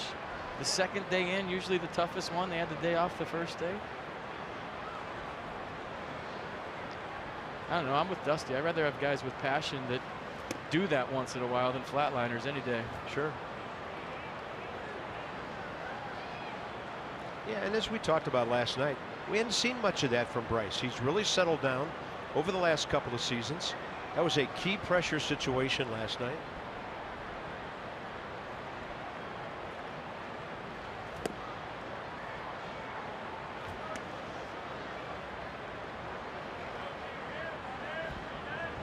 Anthony Rendon struck out first time, then went very deep to left field over the bullpen his second time. So his numbers are piling up. He's hit safely in 17 of his last 19 games, over 400 during that time, with 18 batted in on 5 home runs and a bunch of doubles. Fastball is in there, 2-1. Brewers are heading home for a weekend series against the Cubs. And this is going to be a rough ride home if something doesn't change big time this afternoon.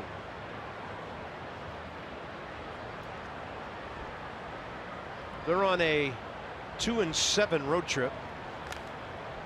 And Rendon swinging from the heels, fouls it off to the right.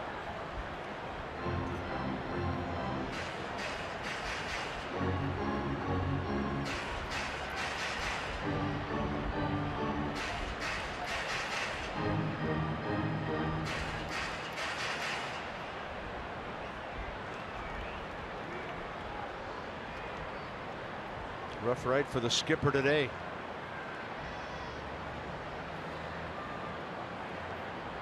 Two.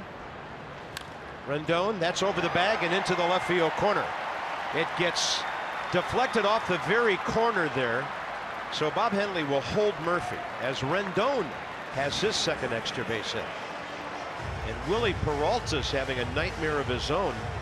He's only retired one batter of the 9 he's faced, and that was a line drive infield double play.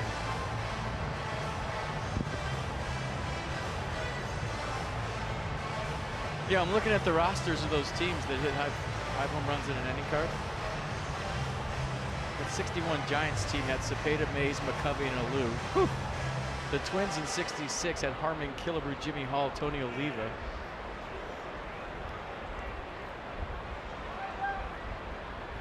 The Phillies in 49 had Del Ennis, Richie Ashburn. I mean, there's some Hall of Fame names on that list. Yeah. So what happened today is definitely history when you look at the teams and the players that did it before these guys. Unbelievable.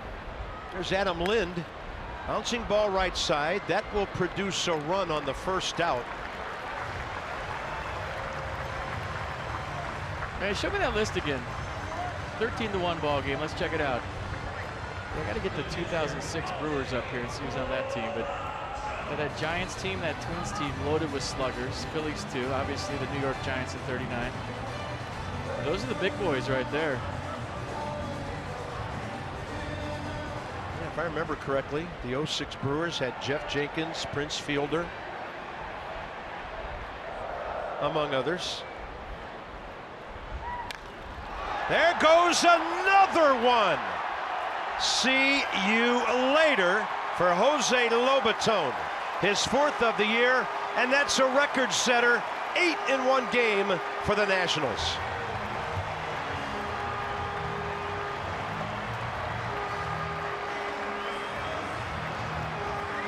Carpet's 8 in 3 2/3. Yeah, it's the 4th inning. It's a 4th inning.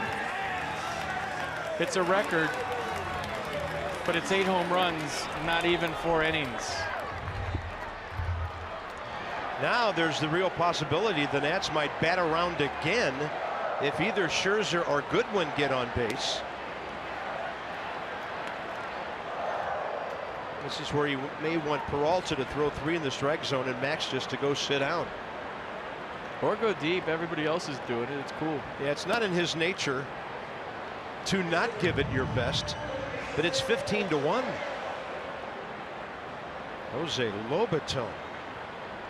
2 for 3 today, and he has 2 extra base hits.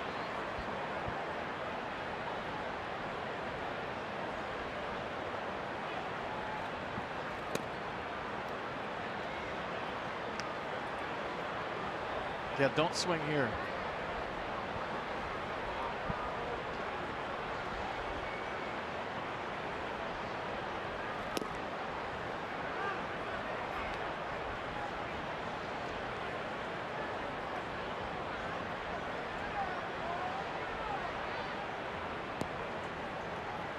Should we begin with the juice ball discussion, or have we absolutely worn that out already?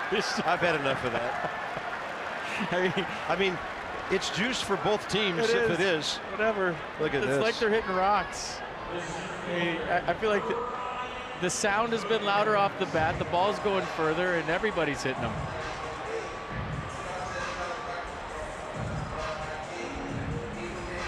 He can't believe what he's seeing. I mean, I did the same thing when he hit it. She's blowing a whistle. He's got his hand over his mouth, and we're all up here going, are you kidding me? Here's Goodwin's 4th at bat. He's hit 3 shots. Who hasn't hit one? That's the story today. Murphy and Lind. Lind and Max. What's wrong with you guys? There's Carlos Torres. So this ties the franchise record, but it's a Nationals record. 1-1 to Brian Goodwin. It had to be in the launching pad. No way that was in Montreal.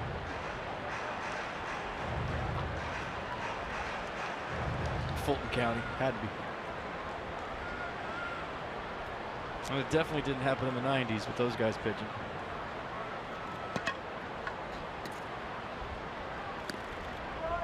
Ball 2.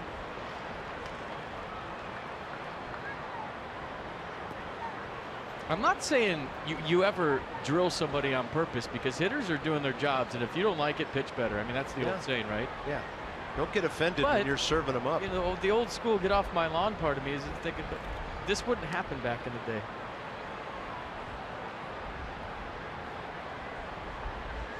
You know, you're getting it handed to you, and guys are swinging from their heels. Old school baseball was, you let them know you're there. Move their feet a little bit. You don't have to drill anybody, but just make them uncomfortable. Doesn't happen nowadays because guys are scared of getting fined, suspended, maybe tweeted at, and you lose a Facebook friend. Oh, that's brutal. Block you on Instagram. I mean, there's all kinds of ramifications for throwing at guys nowadays. So it just doesn't happen. But I mean, it's something to think about in a game when you see 8 home runs and not one guy's feet have been. I think there was one up and into Murphy with 2 strikes, but that's all you've seen all day. And Goodwin down on strikes, 2 outs, but the Nats will bat around as Defoe comes up for the 2nd time in this inning. I mean, you grew up with, Bob Gibson and Don Drysdale and guys that would undress you. Pedro Martinez, former teammate of mine, if you had a home run off him or a couple, he wouldn't hit you, but he'd definitely move you. Yeah, the list went on and on. I think because there was Juan Marichal and Bob Veal and Koufax too, all those guys. It just, in Gibson's case, if you hit 1 homer, the next guy was going down. He didn't need back-to-back. And it wasn't drill somebody, it wasn't hit somebody, it was just old school baseball. Good take by Defoe right there. Max Scherzer cruising to 2nd. And there goes the pigeon. And he's going on the infield now. He has had enough with behind home plate. There he is.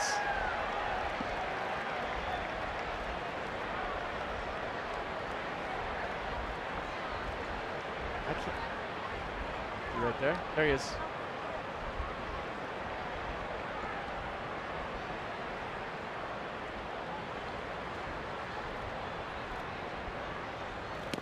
Defoe a swing and a miss, and his helmet flies off.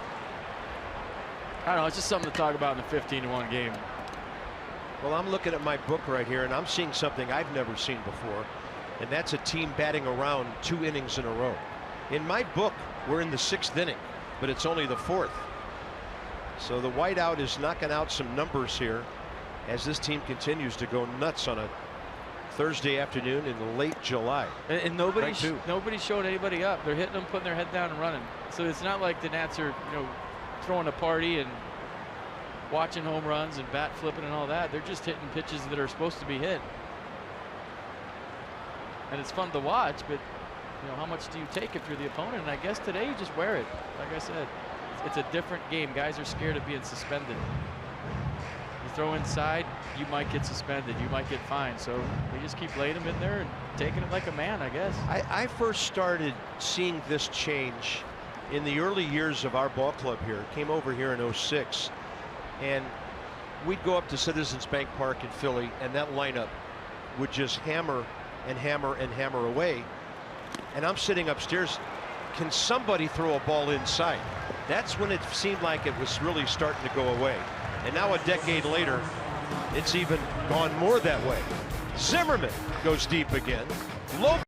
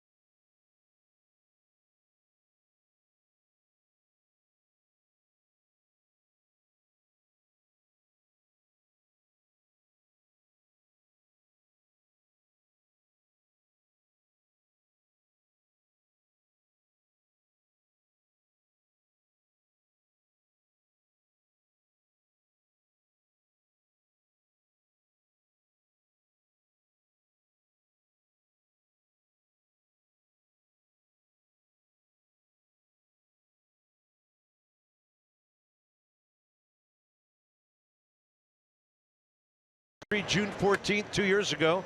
FP, you were there at Miller Park with Johnny Holliday, and you thought it was the most unhittable you'd ever seen Scherzer to that point. I think there was a bloop single over Anthony Rendon's head, who was actually playing second that day for the Nats. You remember he used to play second and a little short. But it was 16 strikeouts and not one ball hit on a barrel. Not one all day long. And it was a combination of fastballs away and a little lane change and slider. And one of the most dominant performances, if not the most dominant I've ever seen. He had the 17 strikeout no-hitter against the Mets, and I thought this was every bit as good. Carlos Gomez hit that flare.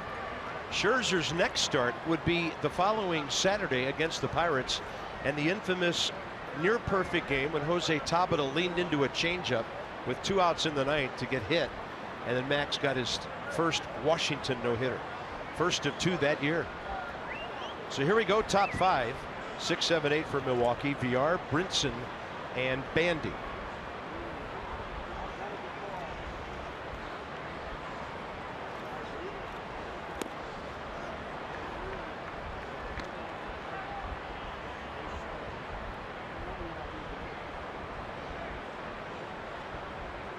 VR struck out swinging for the second out.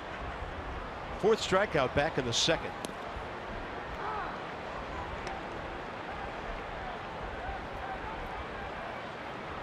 Mercedes on this changeup. Good feel for it all day. Good frame by Lobaton to pull it in the zone. 1-1. And the fastball up. Scherzer into this inning with 68 pitches, 43 strikes.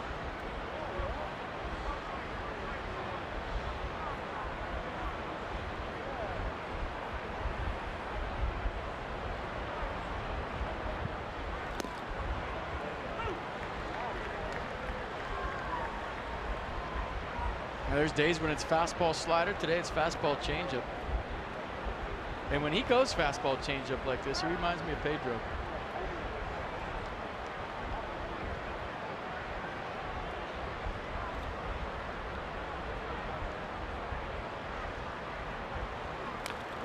Right in on the hands of VR.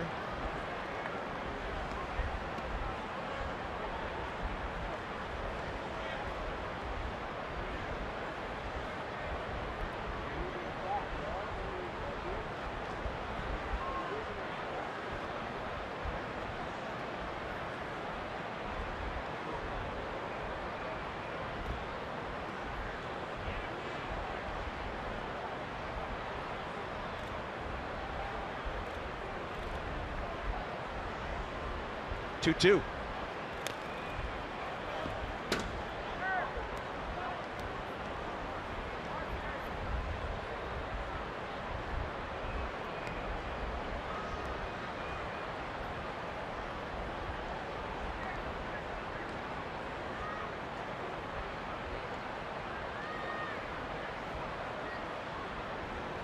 Swing and a miss on 95 upstairs. That's number 7 for Max today. And he's sitting at 199. We can play ball at Nats Park, join the White House Historical Association in July, and receive a once-in-a-lifetime opportunity to swing for the fences, baby. Throw a live bullpen session or practice in the player batting cages at Nats Park like Bob did before the game today. Visit WHHA/Nats to join today. All right. I tell you, if I was down there, I'd be obligated for tomorrow. Do it. You won't. There's Lewis Brinson, the rookie. Fly ball to right first time. Brewers have high hopes for this young man. Obtained in the Jonathan Lucroy deal last year at the deadline from Texas. He's going to go to left. Hit it pretty well. Lind back. And he's got it. Adam Lind having a heck of a series with the glove and the legs in left field. Pretty good play for a first baseman. Hey, forget that. He's a left fielder. He's shown Dusty Baker in the series that he can play left until Jason Worth gets back against right-handed pitching. And this is his biggest test yet. Look at how far he has to go. He checks the fence. He feels the dirt. Reaches up, makes a play. Not a problem. Adam Lind has been doing it all at the plate and in left field. And who saw that coming? Here's Jet Bandy, the catcher.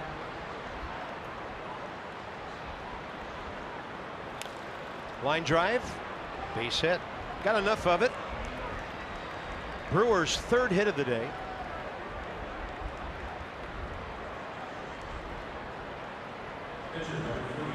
And Willie Peralta going to be the hitter here in the 5th inning.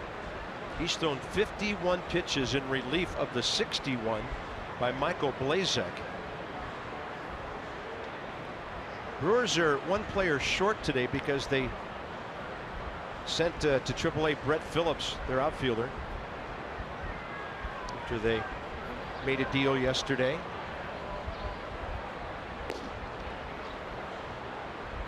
So this could be a thing where Peralta hits or tries to and then leaves the game. Oh yeah, don't forget Adam Lind stole a base today too. That's right. Don't sleep on that. Anthony Swarzak, the right-hander, picked up by Milwaukee, so they'll have an extra pitcher and 1 fewer position player.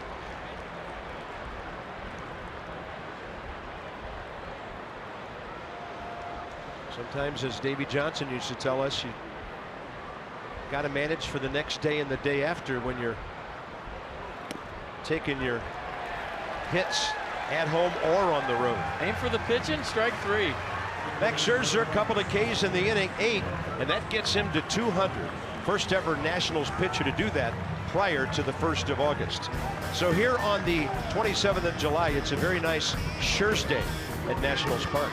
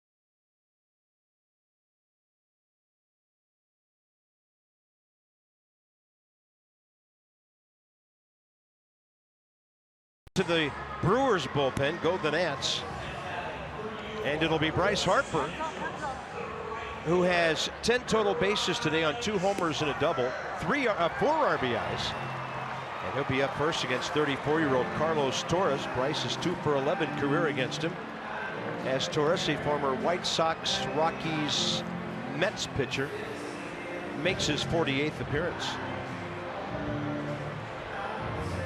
Fastball, cutter, curveball for Torres. Lots of cutters, 71% of the time, 92 miles an hour. So Bryce steps in at 340, Carp. That leaves him second in the National League now. Yeah, started the day at 334. Murphy was at 340. 27 taters is third in the National League. And a hot shot into the shift at Jonathan Villar. He's locked in. I mean, beyond locked in.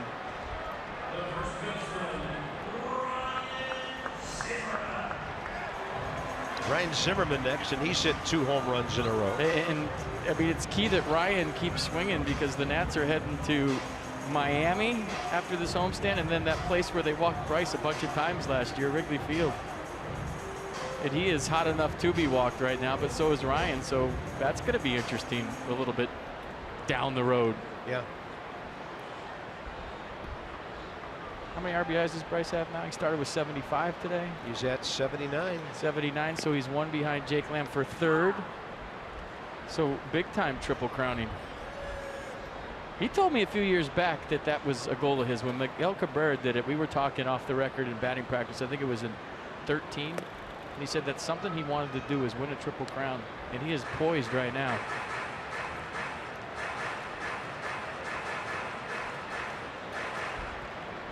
Brian Zimmerman, 3 for 11 with a home run career against Carlos Torres.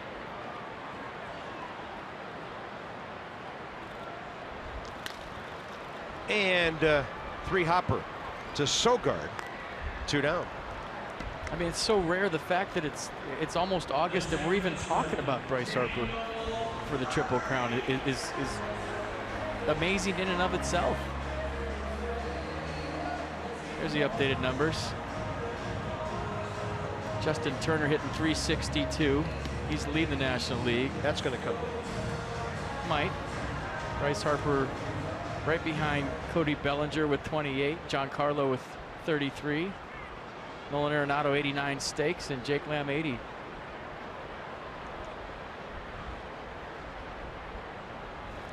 Interesting. Good take. Murphy 0 for 2, a walk and a run scored.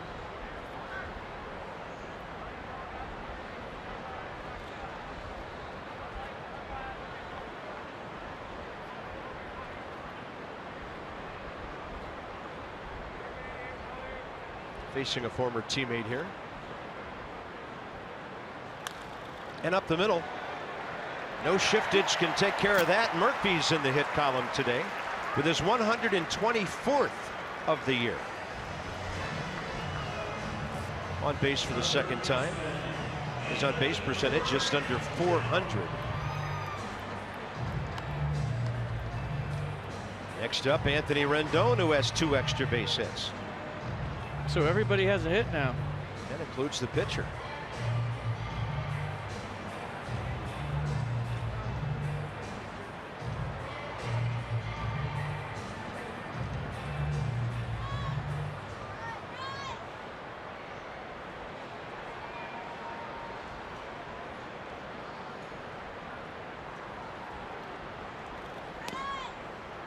Close. Ball 1.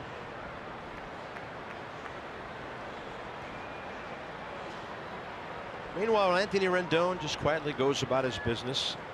Homer double today. His RBI total with 1 today is at 68.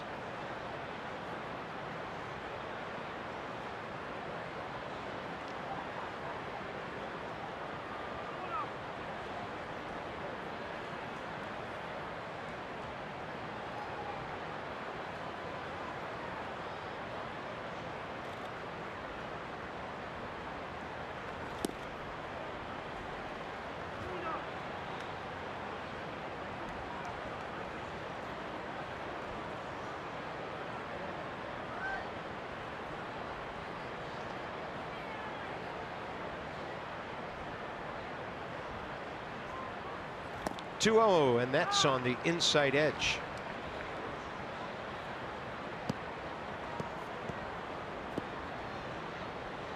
(3-1), pardon me.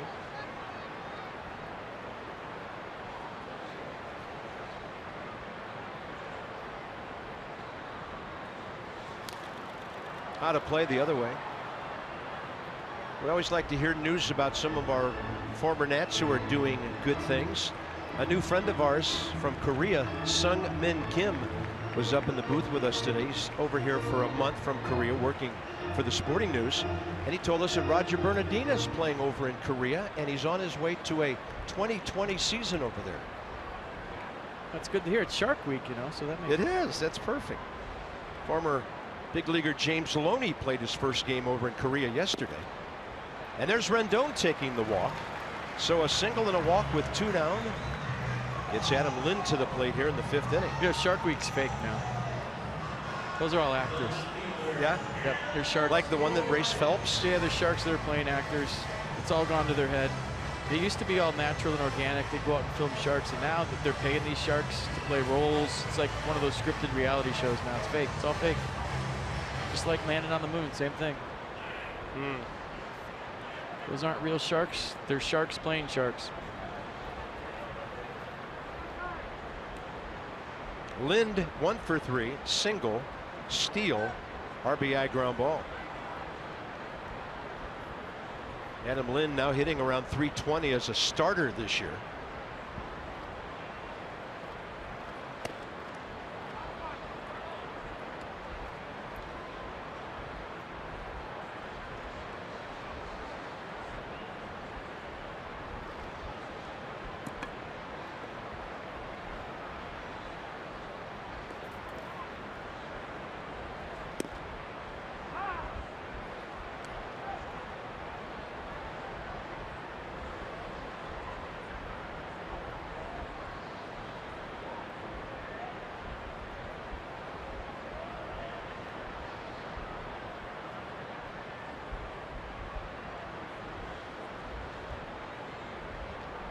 Carlos Torres working slowly. Lind got time. He's back in.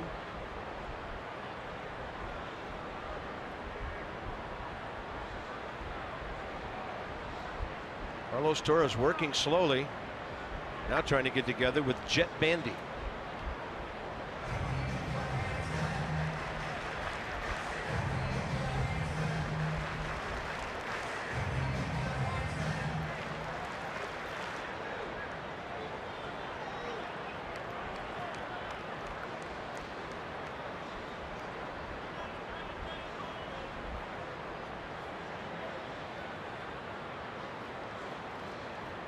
Fifteen to 1, bottom of the 5th.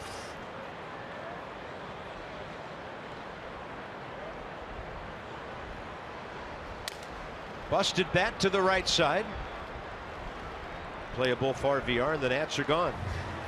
So they strand 2. They've left only 4 today while scoring 15.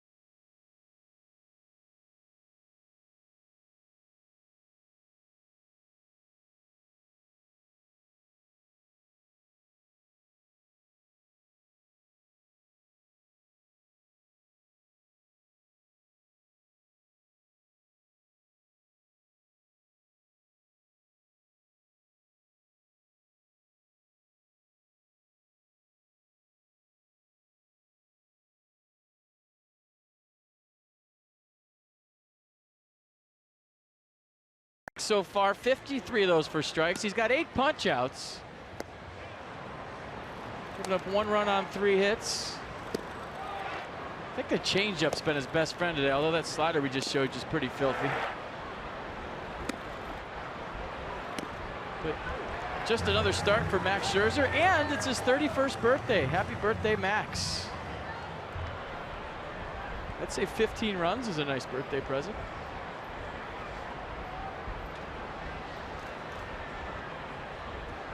What do you want for your birthday, Max? 8 homers and 15 runs. You got it, buddy.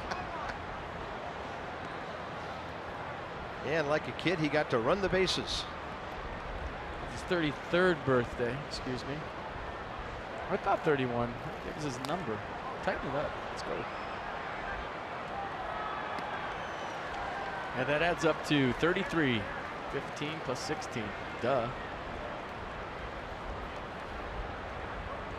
Eric Sogard, Eric Thames, Domingo Santana for the Brewers in the top of the 6th. Hot shot to Defoe. Nice soft hands he gave with that ball. First out. Sogard 0 for 3. So the Brewers box scored not a whole lot. Travis Shaw a walk to open the second. But 2 innings later he'd make some noise after Thames singled and was out on a 4-6-3. Travis hit one in the upper deck in right field. Right down the line for his 24th of the year and his 74th RBI. Since then only the Jet Bandy flare that fell in left field last inning for Milwaukee's offense. So here's Thames and Santana, the next 2, and the shift is on. Perfect to the outside edge. Nissan on the pitch cast. Good frame. Yeah.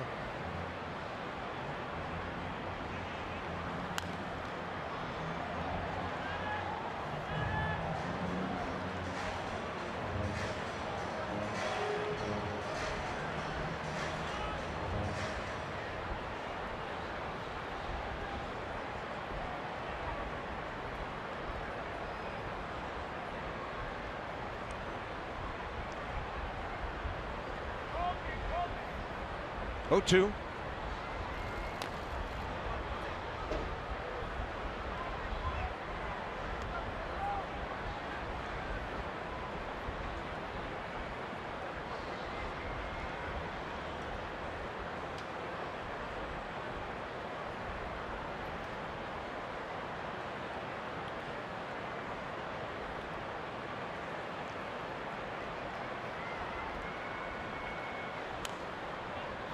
Turned one overhead and reaching.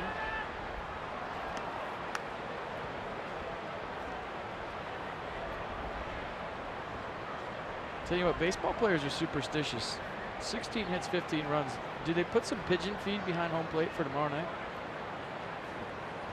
If they're going to track just one. I mean, I would. Put a leash on them. And the 0-2 with 1 out.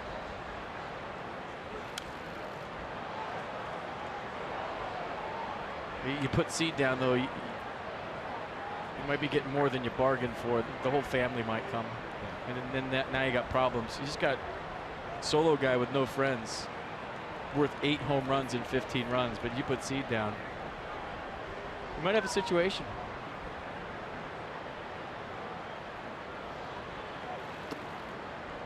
Saved his life.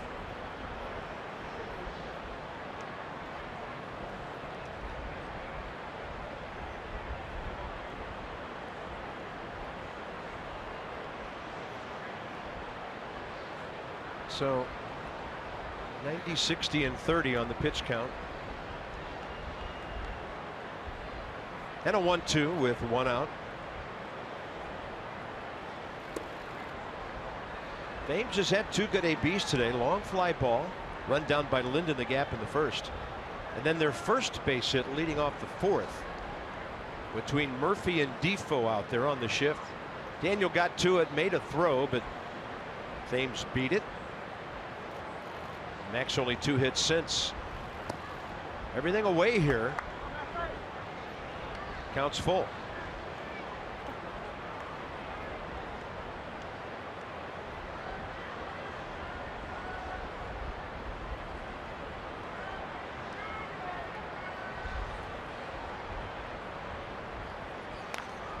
You know, Max keeps doing what he's doing with Clayton Kershaw out 4 to 6 weeks. He's obviously the front runner for the Cy Young in back-to-back years.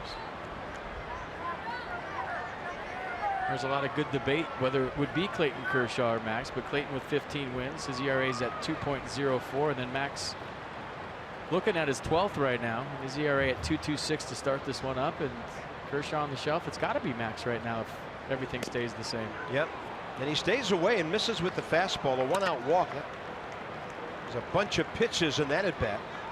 His second walk of the day. All right, there's pigeons on the field now, but on July 31st, there's going to be crabs all over the place. Come visit us at Nats Park. This is presented by Budweiser. Crab feast on the field. Enjoy delicious Maryland blue crabs, sides, and all you care to drink Bud Light while the Nats take on the Miami Marlins. Then we'll make you walk the baseline in a straight line. Visit nationals.com/crab feast for details. Santana 4-6-3 double play last time.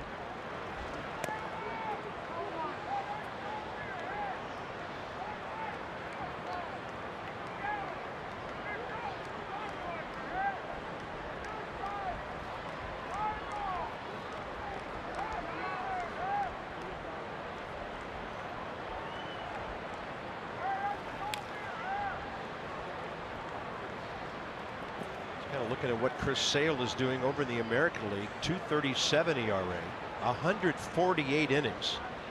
Max right now is at about 144 1/3. Sale has 211 strikeouts. Scherzer at 200 with his 8 today.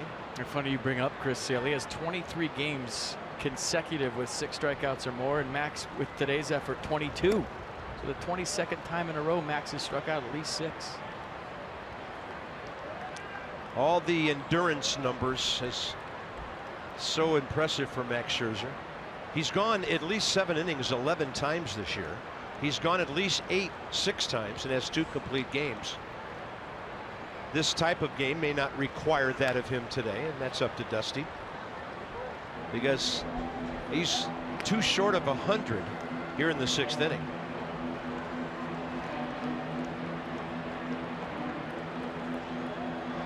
And he's only not gone 6 twice all year.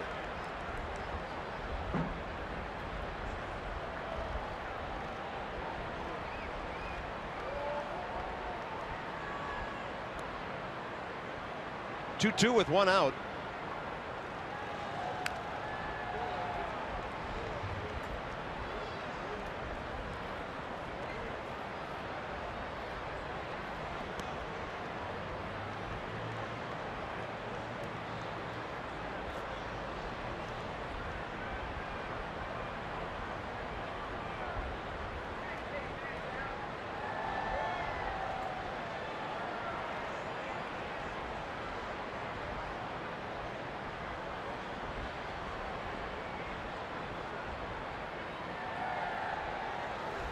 Swing and a miss, number 9.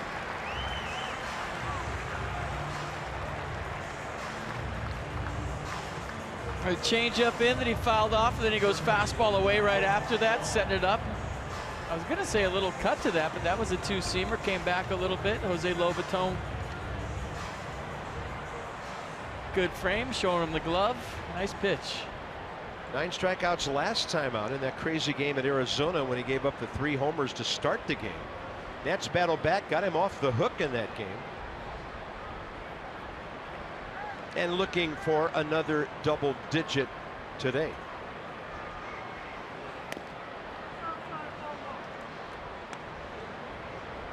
So if you're Travis Shaw, and last time you hit one on the upper deck pull side, where are you looking here? Probably away, right? First pitch fastball away. Max not going to challenge him anything firm, middle or middle in, regardless of the score.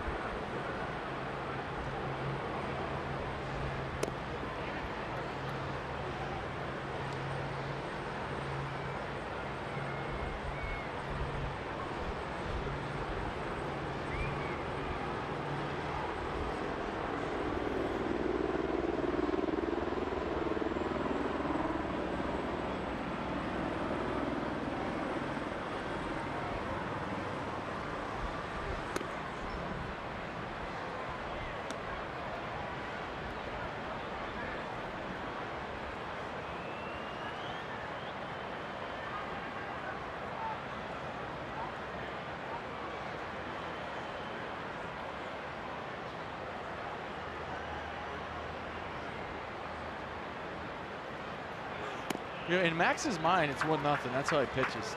He never pitches to the actual score unless it is 1-0. So he's out there grinding, and he's thinking, I'm not letting this guy hit another home run off me. I'm gonna make my pitch down and away. If he wants to swing at it, so be it. He does have opposite field pop, as we saw the other day, though. He does. 3-1 to Travis Shaw. And he walks for the 2nd time today, and Max has 2 in the inning.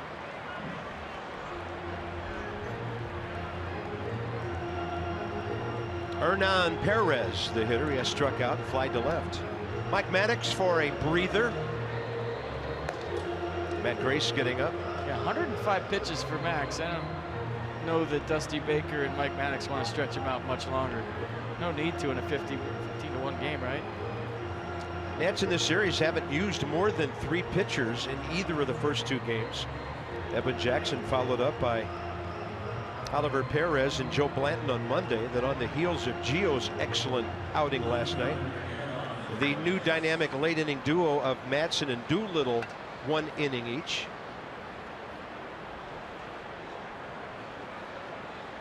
So the bullpen fairly fresh. And Sammy Solis was added today, and the Nats have the very unusual luxury of 5 lefties out there, and it's not even September. 5 lefties. That's a lot of weird things going on in the bullpen at once. Well, one of them's warming up and 4 have time on their hands. I don't know if I could be in a bullpen with 5 lefties if I was a right-hander. I might have to just say, hey, send me to Syracuse. Strike call to Perez.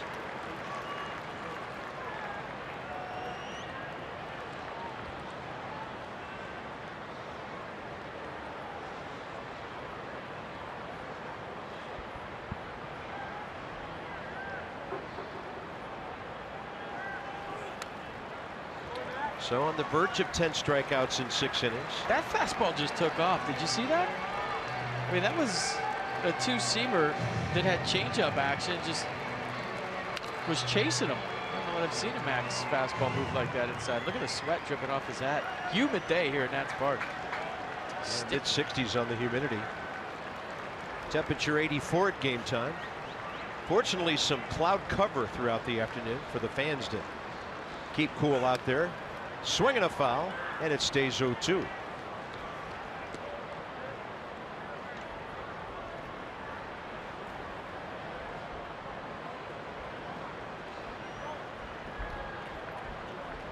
Gotta be his last hitter either way.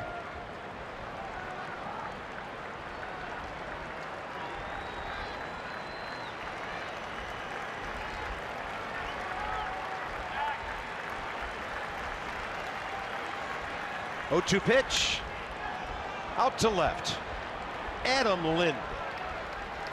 So that could be it for Max Scherzer, due to bat second in the 6th. Got the job done today. Got a lot of great support. 9 Ks, 1 run.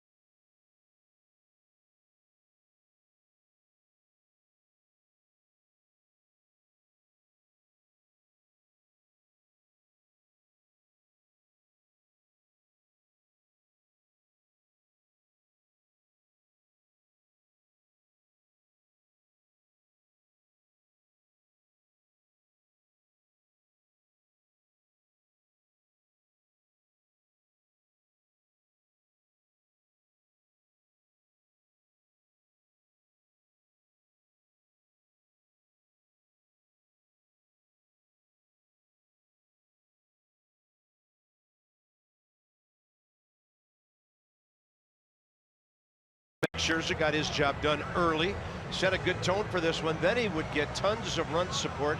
So very happy with 6 from our ace today. Yeah, close game till 5 runs happened in the 3rd inning. 7 runs and then 6 behind it. I mean, the ball's flying here today. I mean, what's there not to be happy about if you're the Nats in the first base dugout? You're about to go 22 games over. You're 12 and a half up in your division.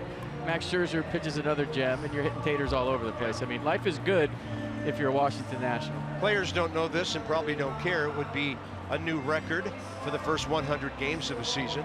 The Nats hold on to win their 61st. They won 60 in that first division winning season back in 2012. And the run of excellence continues for this ball club and this organization.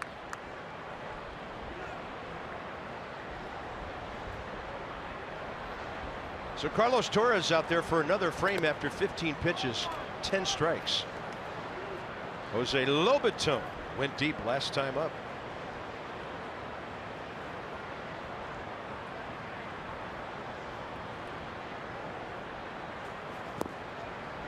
Down to the number 9 hole, and the Nats will pinch hit Andrew Stevenson for Max.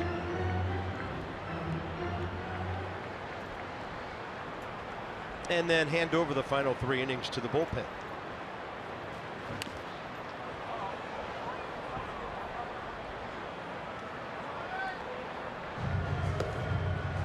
Eddie Romero, and we'll look forward to him getting back out there after he was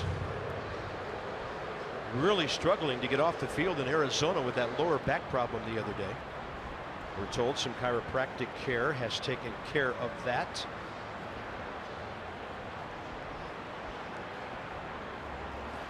Lobaton leans back from 1, 2-2.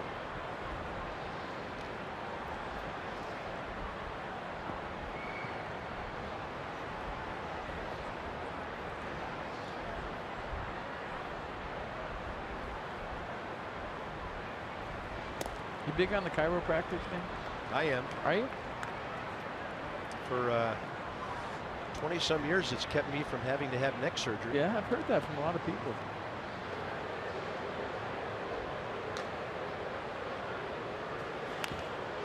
In the air, short left, Sogard, and he drops it. He put his arm up to hold off the left fielder Perez, and then as the outfielder flashed by, he simply didn't hold on.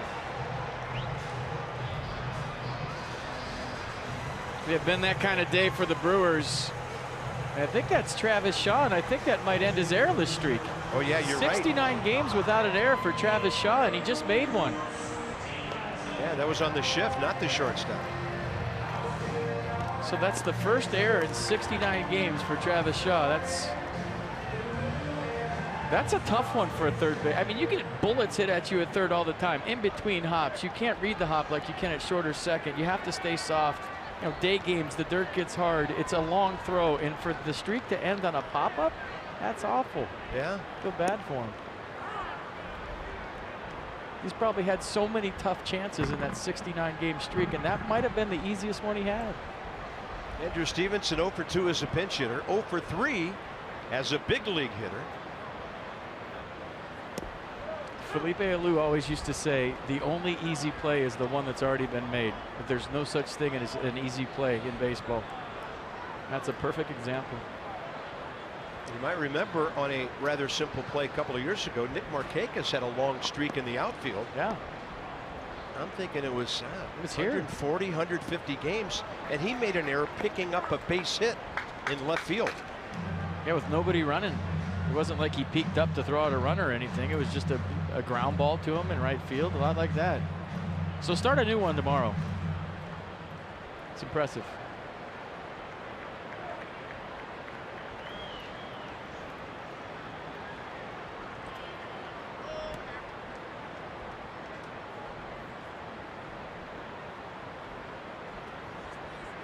Two balls, one strike.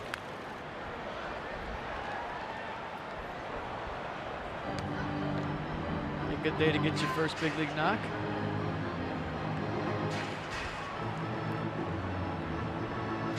Can't think of a bad day to get your first big league knock. Everybody else who has played in this game in the home uniform has at least a hit.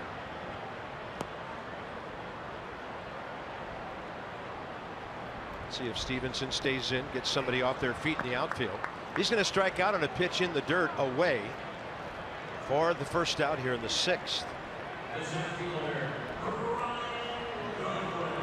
All right, Saturday, July 29th, join us at the Yard for Ladies Night. Take part in pregame panel discussions on women in baseball featuring Nats female executives. Enjoy drink specials and take home a set of Nationals wine charms. Plus, one lucky fan will win a trip to the MGM in Las Vegas. I don't know about going to Las Vegas solo. That could be dangerous. Visit nationals.com/special ticket. I mean, you need someone there with you, don't you? They got to give away two, don't they? To witness the debauchery. Remember that time? But what I was getting to with the chiropractors, it's never worked for me. You know, they lay you on the table, they tell you to relax, they start moving your head around, then whack. It's hard to relax during that. They break your neck and then say, oh, how does it feel? Not good? Well, come back and see me in a week. Well, I have to now because you just broke my neck. So that whole thing I don't get. But if it works for you, great. Now on 1-1, Travis Shaw goes over and plays on the right field side.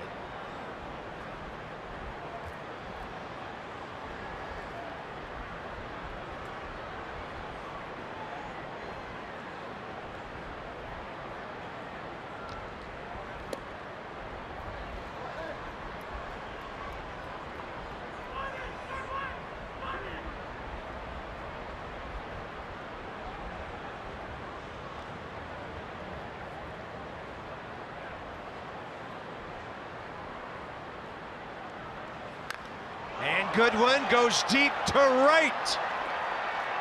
Off the wall. Lobatone to third. And Brian Goodwin has his third extra base hit of the day.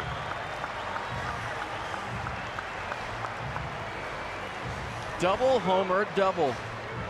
3 for 5, having a big day. Wilmer Difo, who's had one as well, is next. A slider cutter thing just staying up there from Torres, and you're wondering, did he hit another one? They've all been going out today. I thought he did. I mean, 8 home runs on the day. Why not? Good swing, 3 knocks. Nice day. Difo a sacrifice in the first. He pushed Goodwin to third for Harper, who decided to drive both of them in. Then he homered and singled. And Wilmer's batting average is now sitting at .264.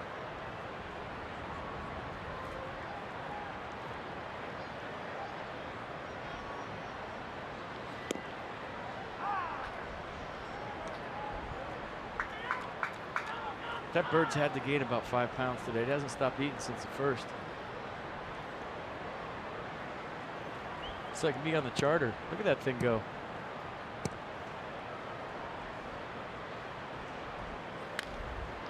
And Difo a flare to second.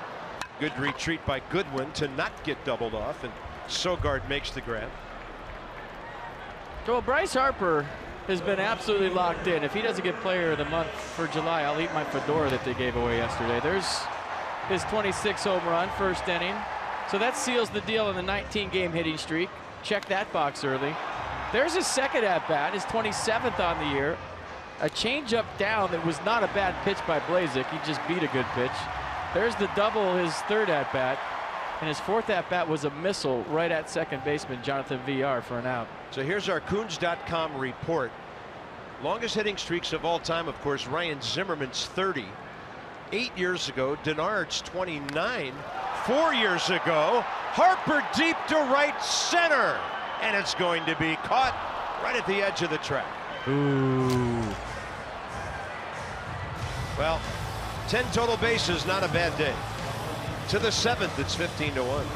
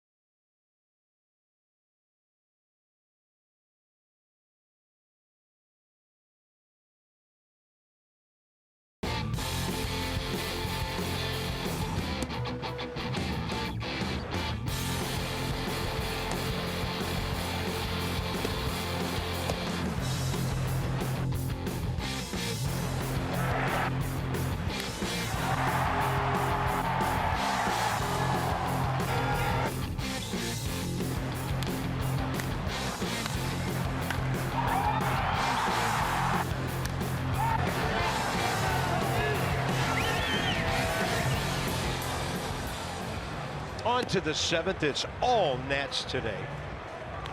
15 runs on 17 hits. To the bullpen we go. With Enny Romero back in there after leaving the field in Arizona with some lower back spasms the other day.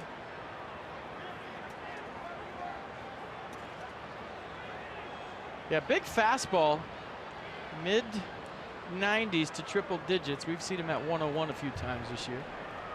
Cut fastball in the low 90s to go with it. Sometimes a changeup. Done well against the first batter he's faced this year.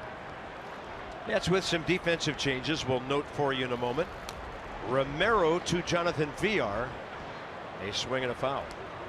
So Adrian Sanchez in at second for Daniel Murphy.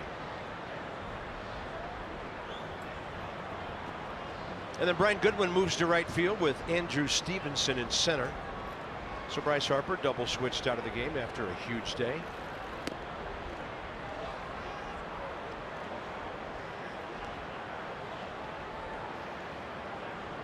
So the pitcher spot, Harper's old spot. Sanchez batting 5th. Yeah, those are you that might just be joining us or at work. We're going to re-air the game tonight at 7 on Masson if you want to catch the home run barrage again. A lot of people asking me on Twitter if we're going to re-air the game. Yeah, 7 o'clock tonight on Masson. And I'd say be really alert at about 7:30. Yeah, watch the 3rd inning. This one popped up. Rendon in. Defoe will make the call. First out, 7th inning.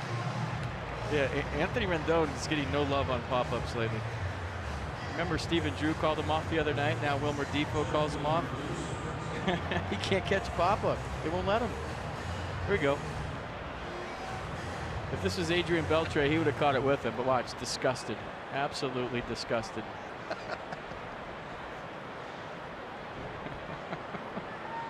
That guy really holds a grudge too. He is so mean. He's a jerk. Outside to Lewis Brinson, Brewers center fielder. 0 for 2 today. A fly ball to Harper and then a fly to left on which Adam Lind made a really fine play. Had to cover a lot of ground back in the 5th inning. And there's nothing he can do about that one. Brinson hit his first major league homer last night. There's number 2, and they've both been monster shots to left. Kid's got some big time pop. You know, you hear about those trades at the deadline. Last year was all about Jonathan Lucroy becoming a Texas Ranger. Well, here's one of the guys the Brewers got in that deal. He's got the body for sure. And the pop we've seen the last 2 nights. Watch this swing. Back leg and another bomb. So that's 10 taters in the game today. 10 home runs, double digits. Yep. 2 by them, 8 by the Nats.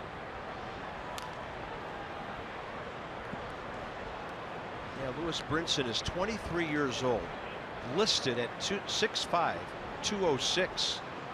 Out of Coral Springs, Florida. He was committed to become a Gator when he was drafted in the 1st round and then signed by the Rangers. He was the 29th player taken back in 2012.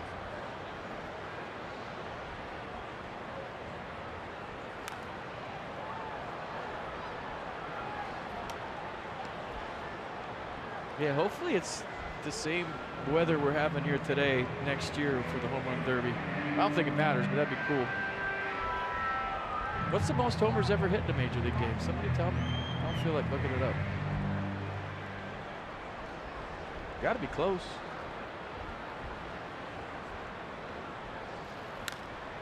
To the left side, Wilmer Defoe will scoop it up. Fire high to Zimmerman. Ryan able to reach it. No problem. 2 down. Orlando Arcia will be the hitter. The Potomac Nationals are backing down today through the 2nd. Potomac Cannons on-field jersey auction tomorrow. Steven Strasburg flamethrower bobblehead on Saturday. That's for the first 1,250 fans. Kids Day on Sunday, and there's a Potomac Cannons replica jersey. 703-590-2311 or PotomacNationals.com. I'm seeing 12. Does that sound right? 12 in a game. So the aforementioned Orlando Arcia pinch hitting here. 2 for 3 with a homer as a pinch batter. 282. 9 long balls, 35 RBIs overall. So Carlos Torres came into the game and got things settled down through 2 innings of 2-hit shutout ball for the Milwaukee bullpen.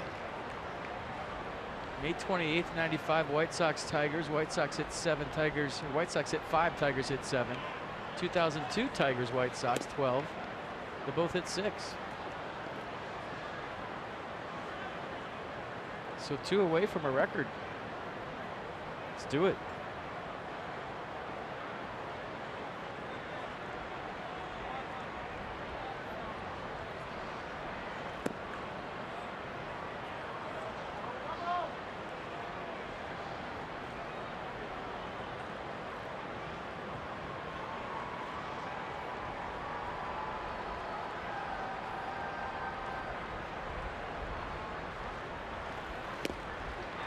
Swing and a miss. It's full with 2 outs.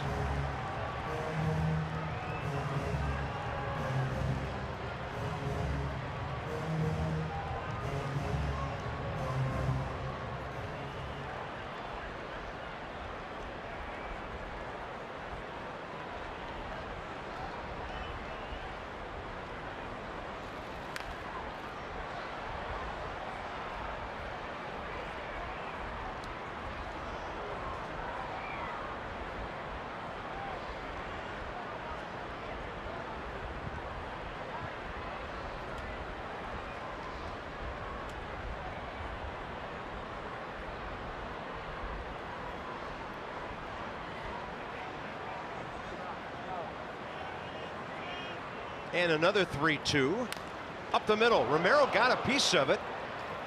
Here comes Sanchez, and he plays it finally to put an end to the top of the 7th on a 1-4-3. Mets lead by 13.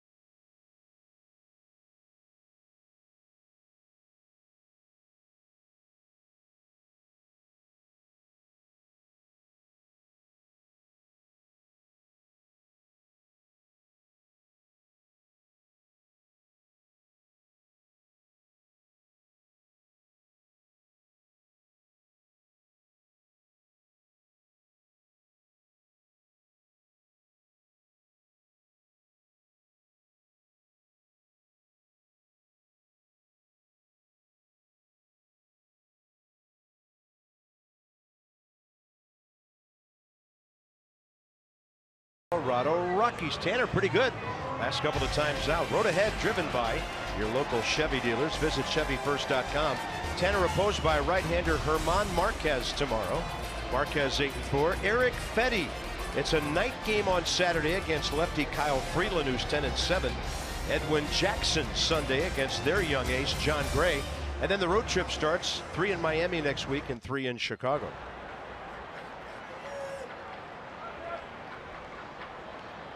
Right-hander Oliver Drake makes his second appearance of the series on the heels of Zach Davies Tuesday night, an inning and a third of 2-hit scoreless relief. Then he throws a splitter to Ryan Zimmerman for a strike. Yeah, throws that pitch 47% of the time. Fastball 52, occasional slider. Fastball 92 on average. So Orlando Arcia's at short. Eric Sogard moves over to third.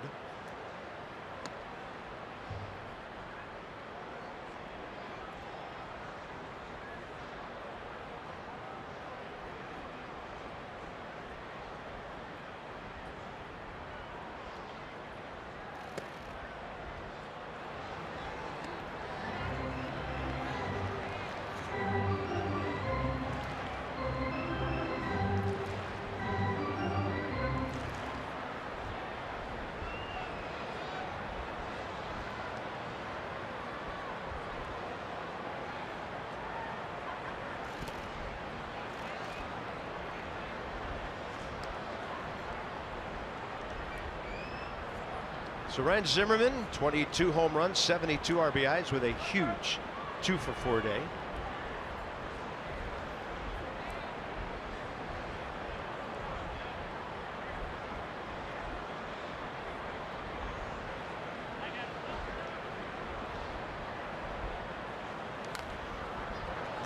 Good hack. It's amazing how when this ball club is rested and ready to go, how dominant they can be offensively. By far the best lineup we've seen as a ball club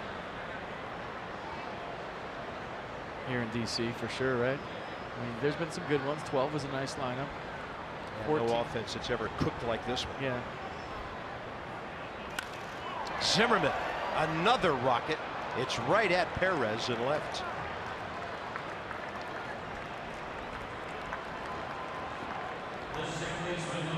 Next up will be Adrian Sanchez, who came in straight up to replace Daniel Murphy at second base in the top of this inning.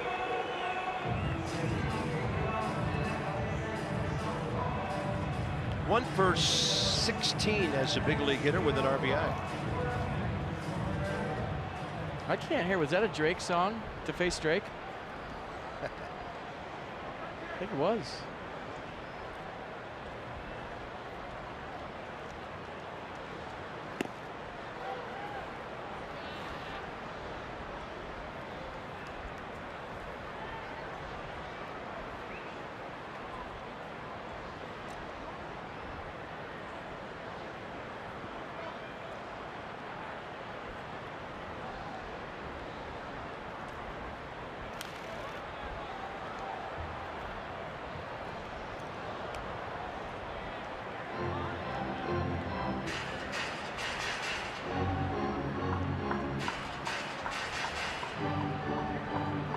See that 90s night sign to the left? Adrian was born in 1990. Yeah, we started seeing that a year or two ago. Players born in the 90s making it to the big leagues. Crazy. Adrian Sanchez night on August 11th.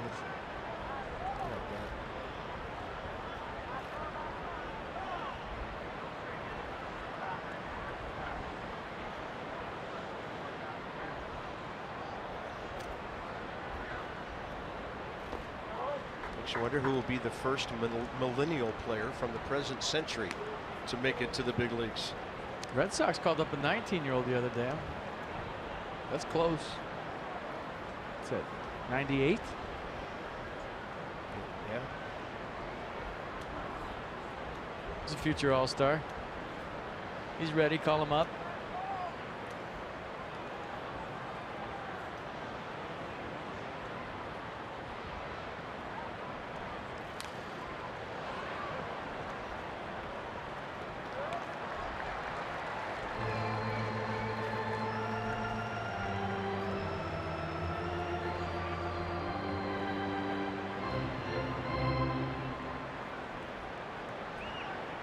we're sitting here 15-2. Nats seem to have this one in the bag, but for Adrian Sanchez right now, this is Game 7 of the World Series. He's getting a big league at bat. And he goes up the middle for his second big league hit. He's aboard with one out in the 7th. Nicely done. Wasn't a home run, but Lexus is broke after today. DC Lexus dealers donate $250 to the Children's National Health System for the first 200 home runs hit by the Nats this season. Lexus experience amazing. So 250 times 8 is $40,000 to Lexus today. No, wait. Close. $150,000. Nope. $300,000. That's it.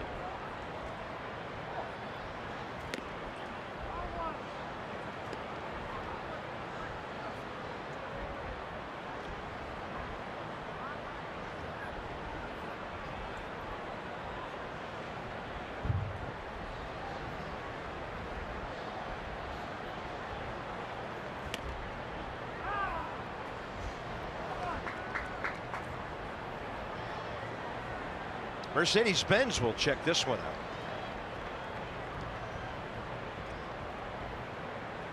15-2, time to swing.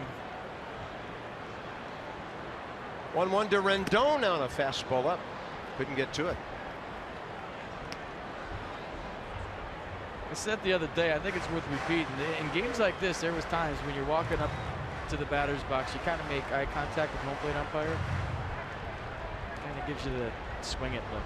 Like, you know, like, rolls his eyes, raises his eyebrows, give you like a Robert De Niro, like, we're swinging.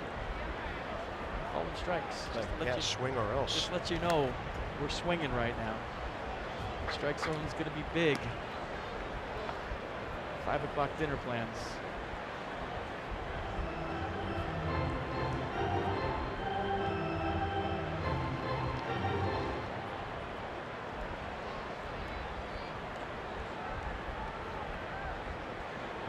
Anthony Rendon, homer, double, RBI, 2 runs, a walk.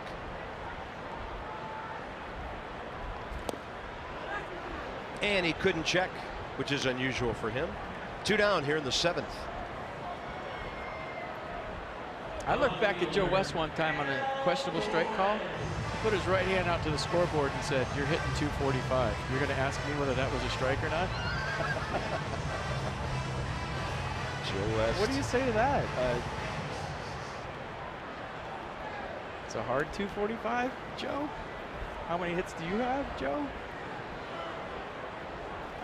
What was your highest average, Joe? I didn't know what to say. He just buckled me like a 3-2 change. I just went, I don't know.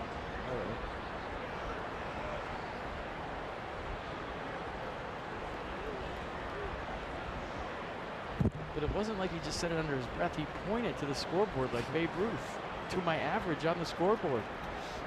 So he called his shot. I mean, I can't show you up, but you could do that. So Adam Lind, who's 1 for 4 today with a base hit and an RBI, way out ahead of that one.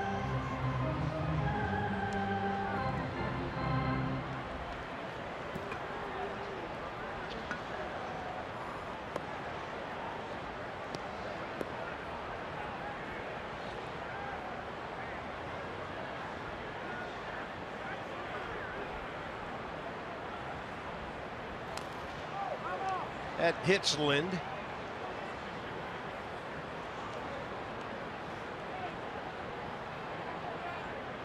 Just looking at the pitching matchups and what the Brewers are facing this weekend. They're going to go back home and most probably losing 9 of their last 11 in a huge series. This might be the biggest home series in Milwaukee in years as they face the Cubs. Well, some good tailgates in that parking lot. They are great at that. They've got Brent Suter and Jose Quintana matching up tomorrow night. Junior Guerra, Kyle Hendricks on Saturday. And then Zach Davies and John Lackey Sunday. So we wish Craig Counsell and his ball club well. They've got a battle on their hands with the Cubs, who are playing well. St. Louis has won 3 in a row. Pirates have been better lately. That's a 4-team dogfight. And there's a swing and a miss, and it's over in the 7th. So the Nats bullpen, 6 more outs to get on a long offensive afternoon.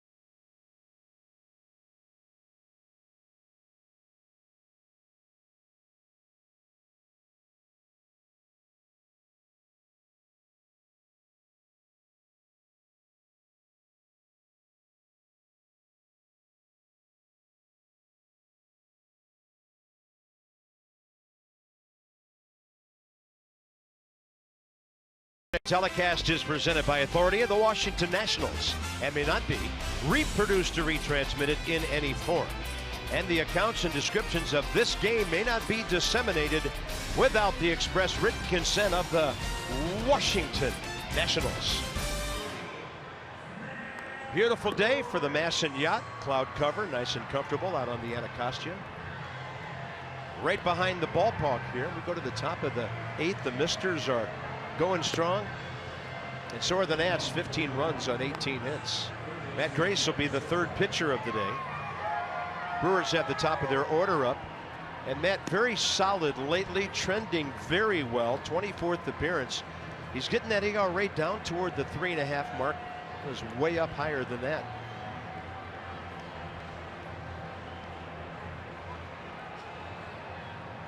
You know, if that is the Masson Yacht, it's my 7th year here. We haven't been asked on it yet.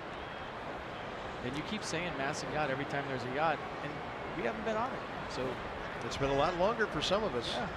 Don't be afraid if there is such a thing.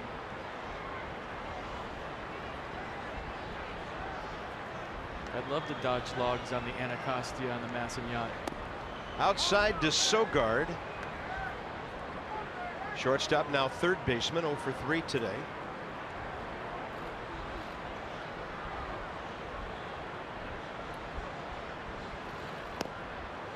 Strike call. Oh yeah, it's a 2 pencil day,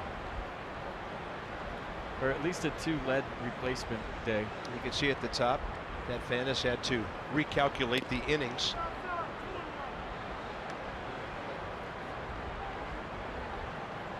Nice scorecard. It is very nice. He's getting caught up. That's the one that you can get in the program here at the ballpark.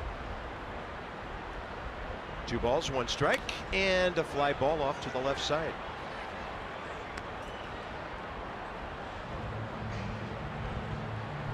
Remember that shot we had of the mom with her 2 or 3 kids keeping score all at once? That's my favorite shot of the year. She was making her kids keep score, and they must have been, what, 6, 7, 8 years old? I think it's a great summer activity. Me too. Keeping their mind sharp for school.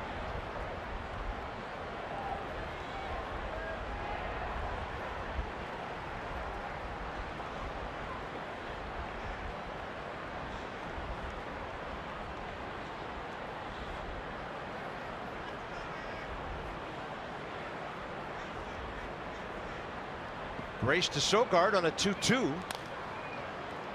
And Wilmer Defoe will take the 2-hopper, unload it in a hurry for the first out, 8th inning.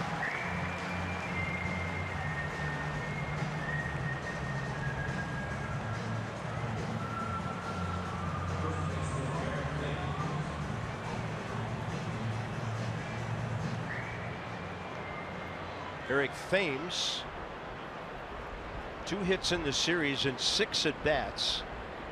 Didn't play yesterday. Hit a home run here Tuesday night. He's been hit by a pitch and today drawn a walk.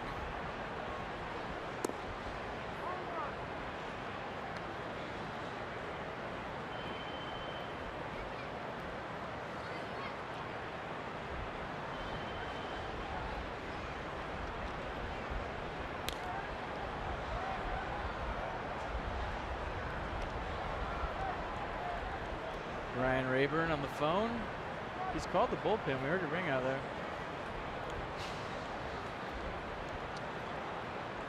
Is he the assistant to the assistant to the assistant today?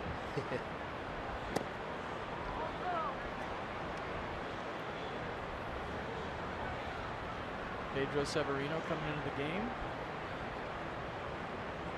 Yeah, the call was for a catcher. Big swing. 2 balls, 2 strikes with 1 out.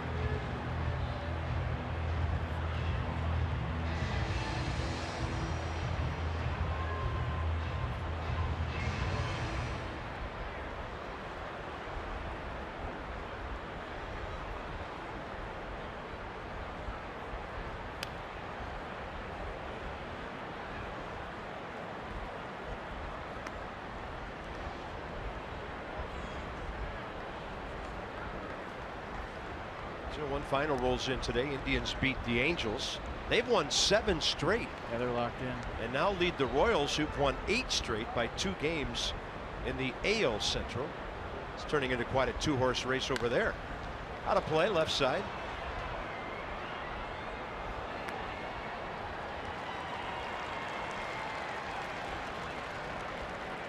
In our division tonight, Marlins hosting the Reds and the Mets at San Diego. Braves off.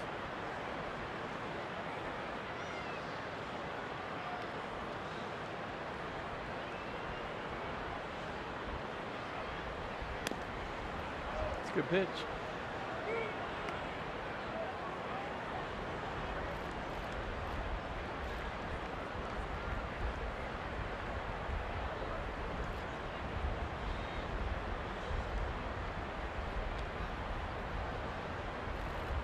And the 3-2 is hit very near the barrier left side, and it'll go into the seats.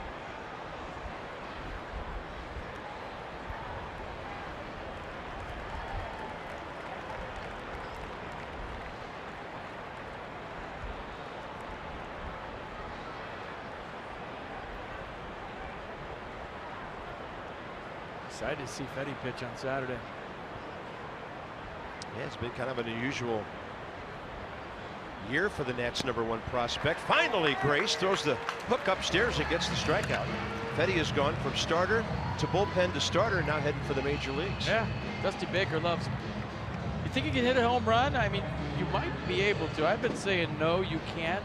Reading this promo the last couple of days, but after today, maybe you can. Try your luck at the Free Cox Virtual Home Run Derby at the bullpen at 1201 Half Street prior to each game this Friday through Sunday. So jump in the cage, try to hit a tater.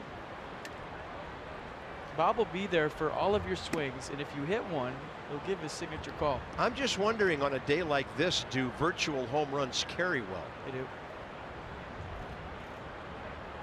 I mean, they made a t-shirt for you. I think the least you could do is go down there and call the home runs this Friday through Sunday. Got a lot of apartment cleaning to do this weekend. Yeah. You get free cable? You get free cable, I think you should. Out to short, Defoe to his left. In from up the middle. He guns it perfectly to Ryan Zimmerman. Defoe, nice day.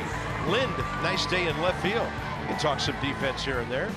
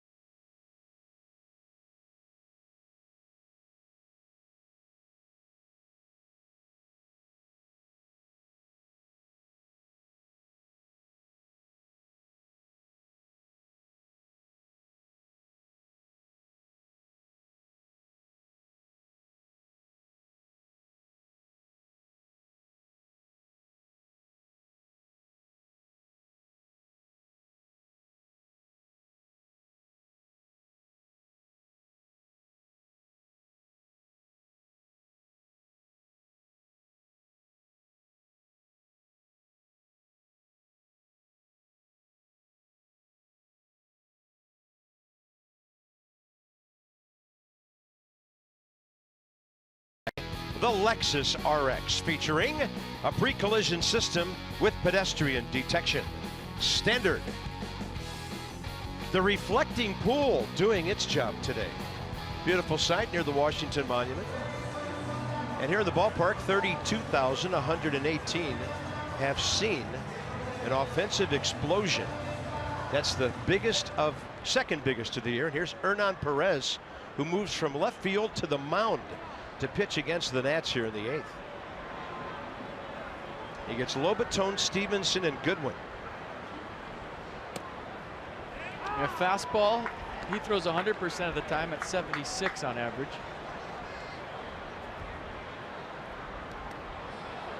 Mix in a one hopper at 74 on occasion.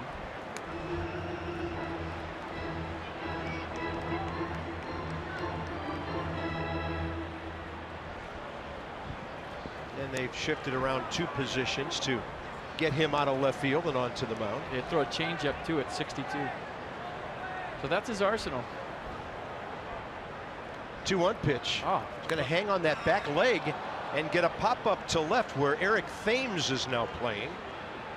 1 out. Johnny Cueto on Jose Lobaton. Did you see that? Yeah. He's never pitched in the big leagues, but watch the delivery from Perez. Maybe he went Ollie Perez on us. I always thought it was hard hitting off position players. It's like you're supposed to get a hit, and there's pressure, and they're throwing BHS, below hitting speed. He drops down. He's just making things up. Why not? Yeah. Free and easy. 75 on the heater. Matt Alber's about to wrap things up for the Nationals.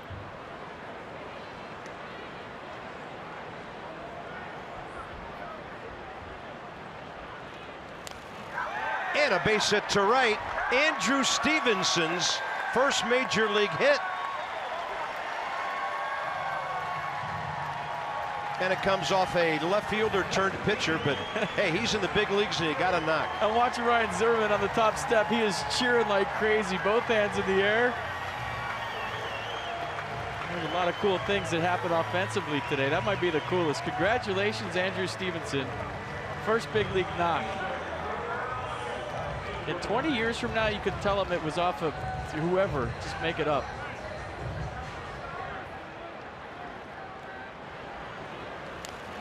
Base hit in the books. 19th hit of the day for the Nats.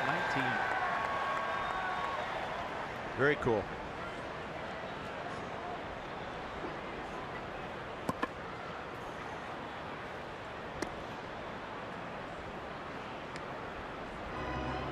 Ryan Goodwin's had a really cool day. First inning double led to a Harper 2-run homer. Hit one himself in the 3rd and a double in the 6th.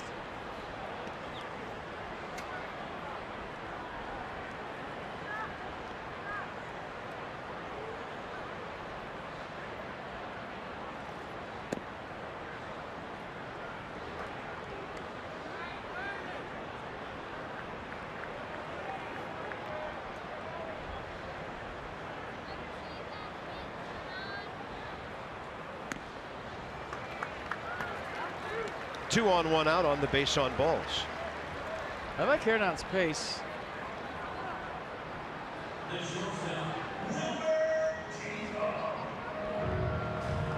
Don't need a pitch clock with him. He's getting it and throwing. I love it.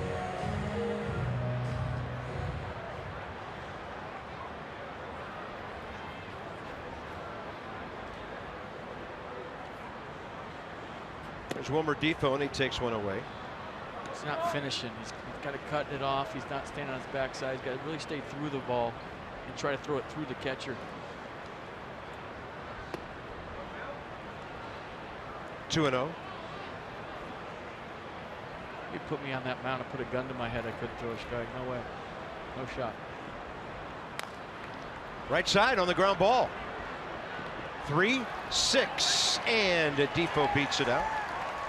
Stevenson to 3rd on the play. Pedro Severino will get an AB here in the pitcher's spot.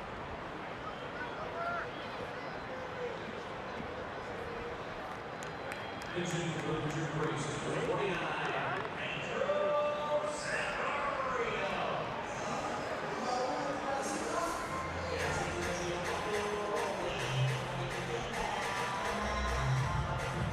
of the Nats catchers just called up on Sunday, had an RBI double toward the end of that 7-run 8th inning last night. So he's going to hit a ball out to left, and Eric Thames is there.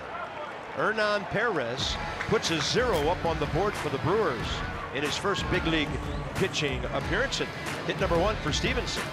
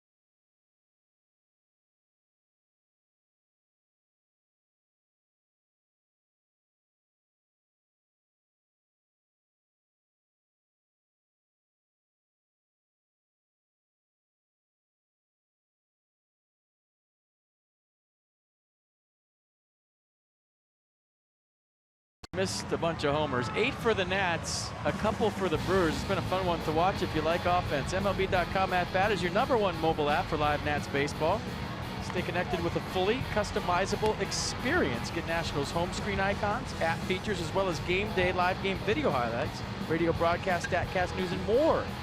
Download MLB.com @bat today.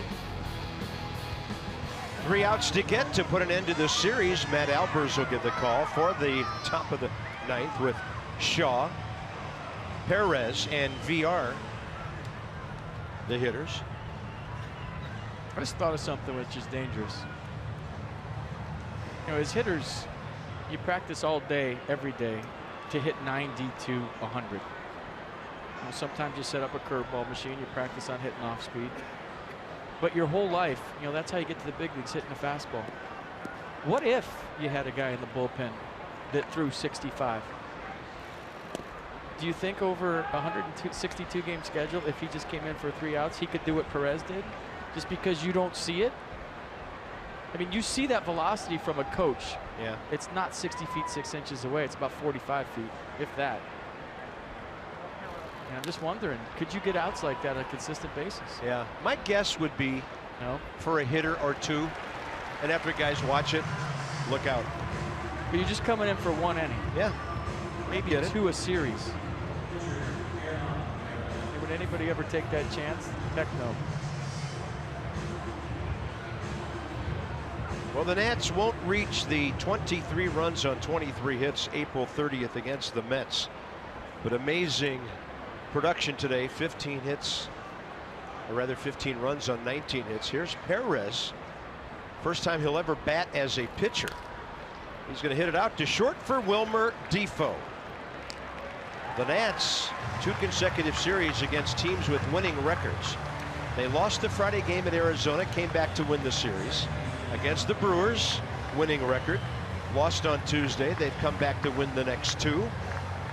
And the Nationals about to set an all-time win record for the first 100 games of the year with 61. Dan Coco and Ray Knight. It's our Nats Extra postgame show presented by WB Mason. And this one's over.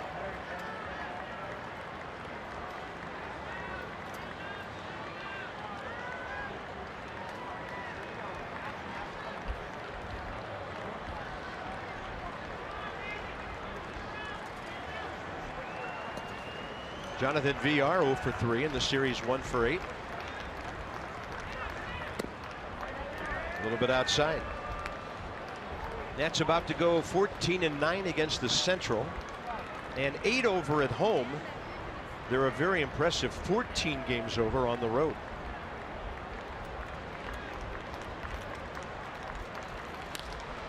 Out to left and slicing away from Lind, and eventually fouled down into the corner.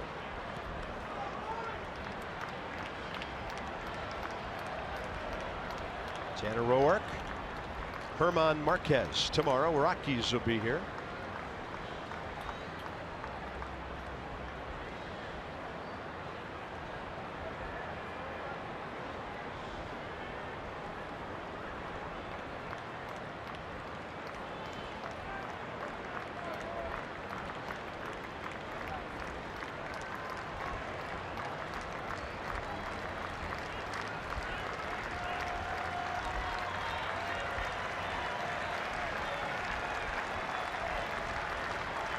One with 2 outs. Left side caught by Rendon. Game over. Series over. And the Nats in impressive fashion take care of the Milwaukee Brewers in 3 hours and 15 minutes today. A lot of that time was spent with Milwaukee in the field while the Nats were just bashing away.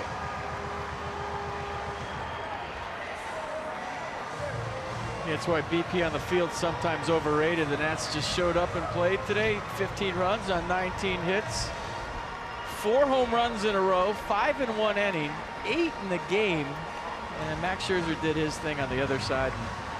Maybe one of the best team wins against a team that's been in first place a lot this year. The Milwaukee Brewers, they take the series. And now a good Rockies ball club comes into town. It's going to be a fun weekend here at Nats Park. We hope you join us. Yeah, it sure looks that way. So the Nats are 61-39.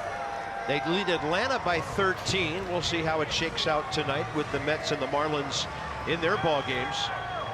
And Matt Albers comes on and takes care of business for Dusty Baker in a very quick 1-2-3 top of the 9th inning.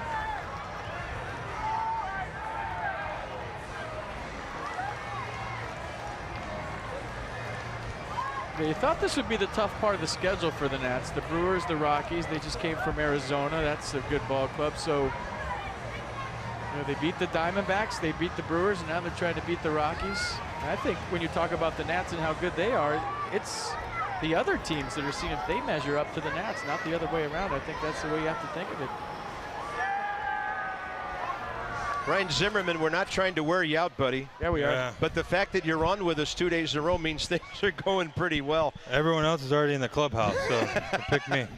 Well, hey, we love you, man. And a good day, Ryan. A couple of home runs, and you're up to 72 RBIs. The numbers are whatever they are. But more importantly for the ball club, you guys lost the first game of the series. You had that quote about the way things went on Tuesday night. Talk about the bounce back that started with the Murphy home run last night and you carried it right into today.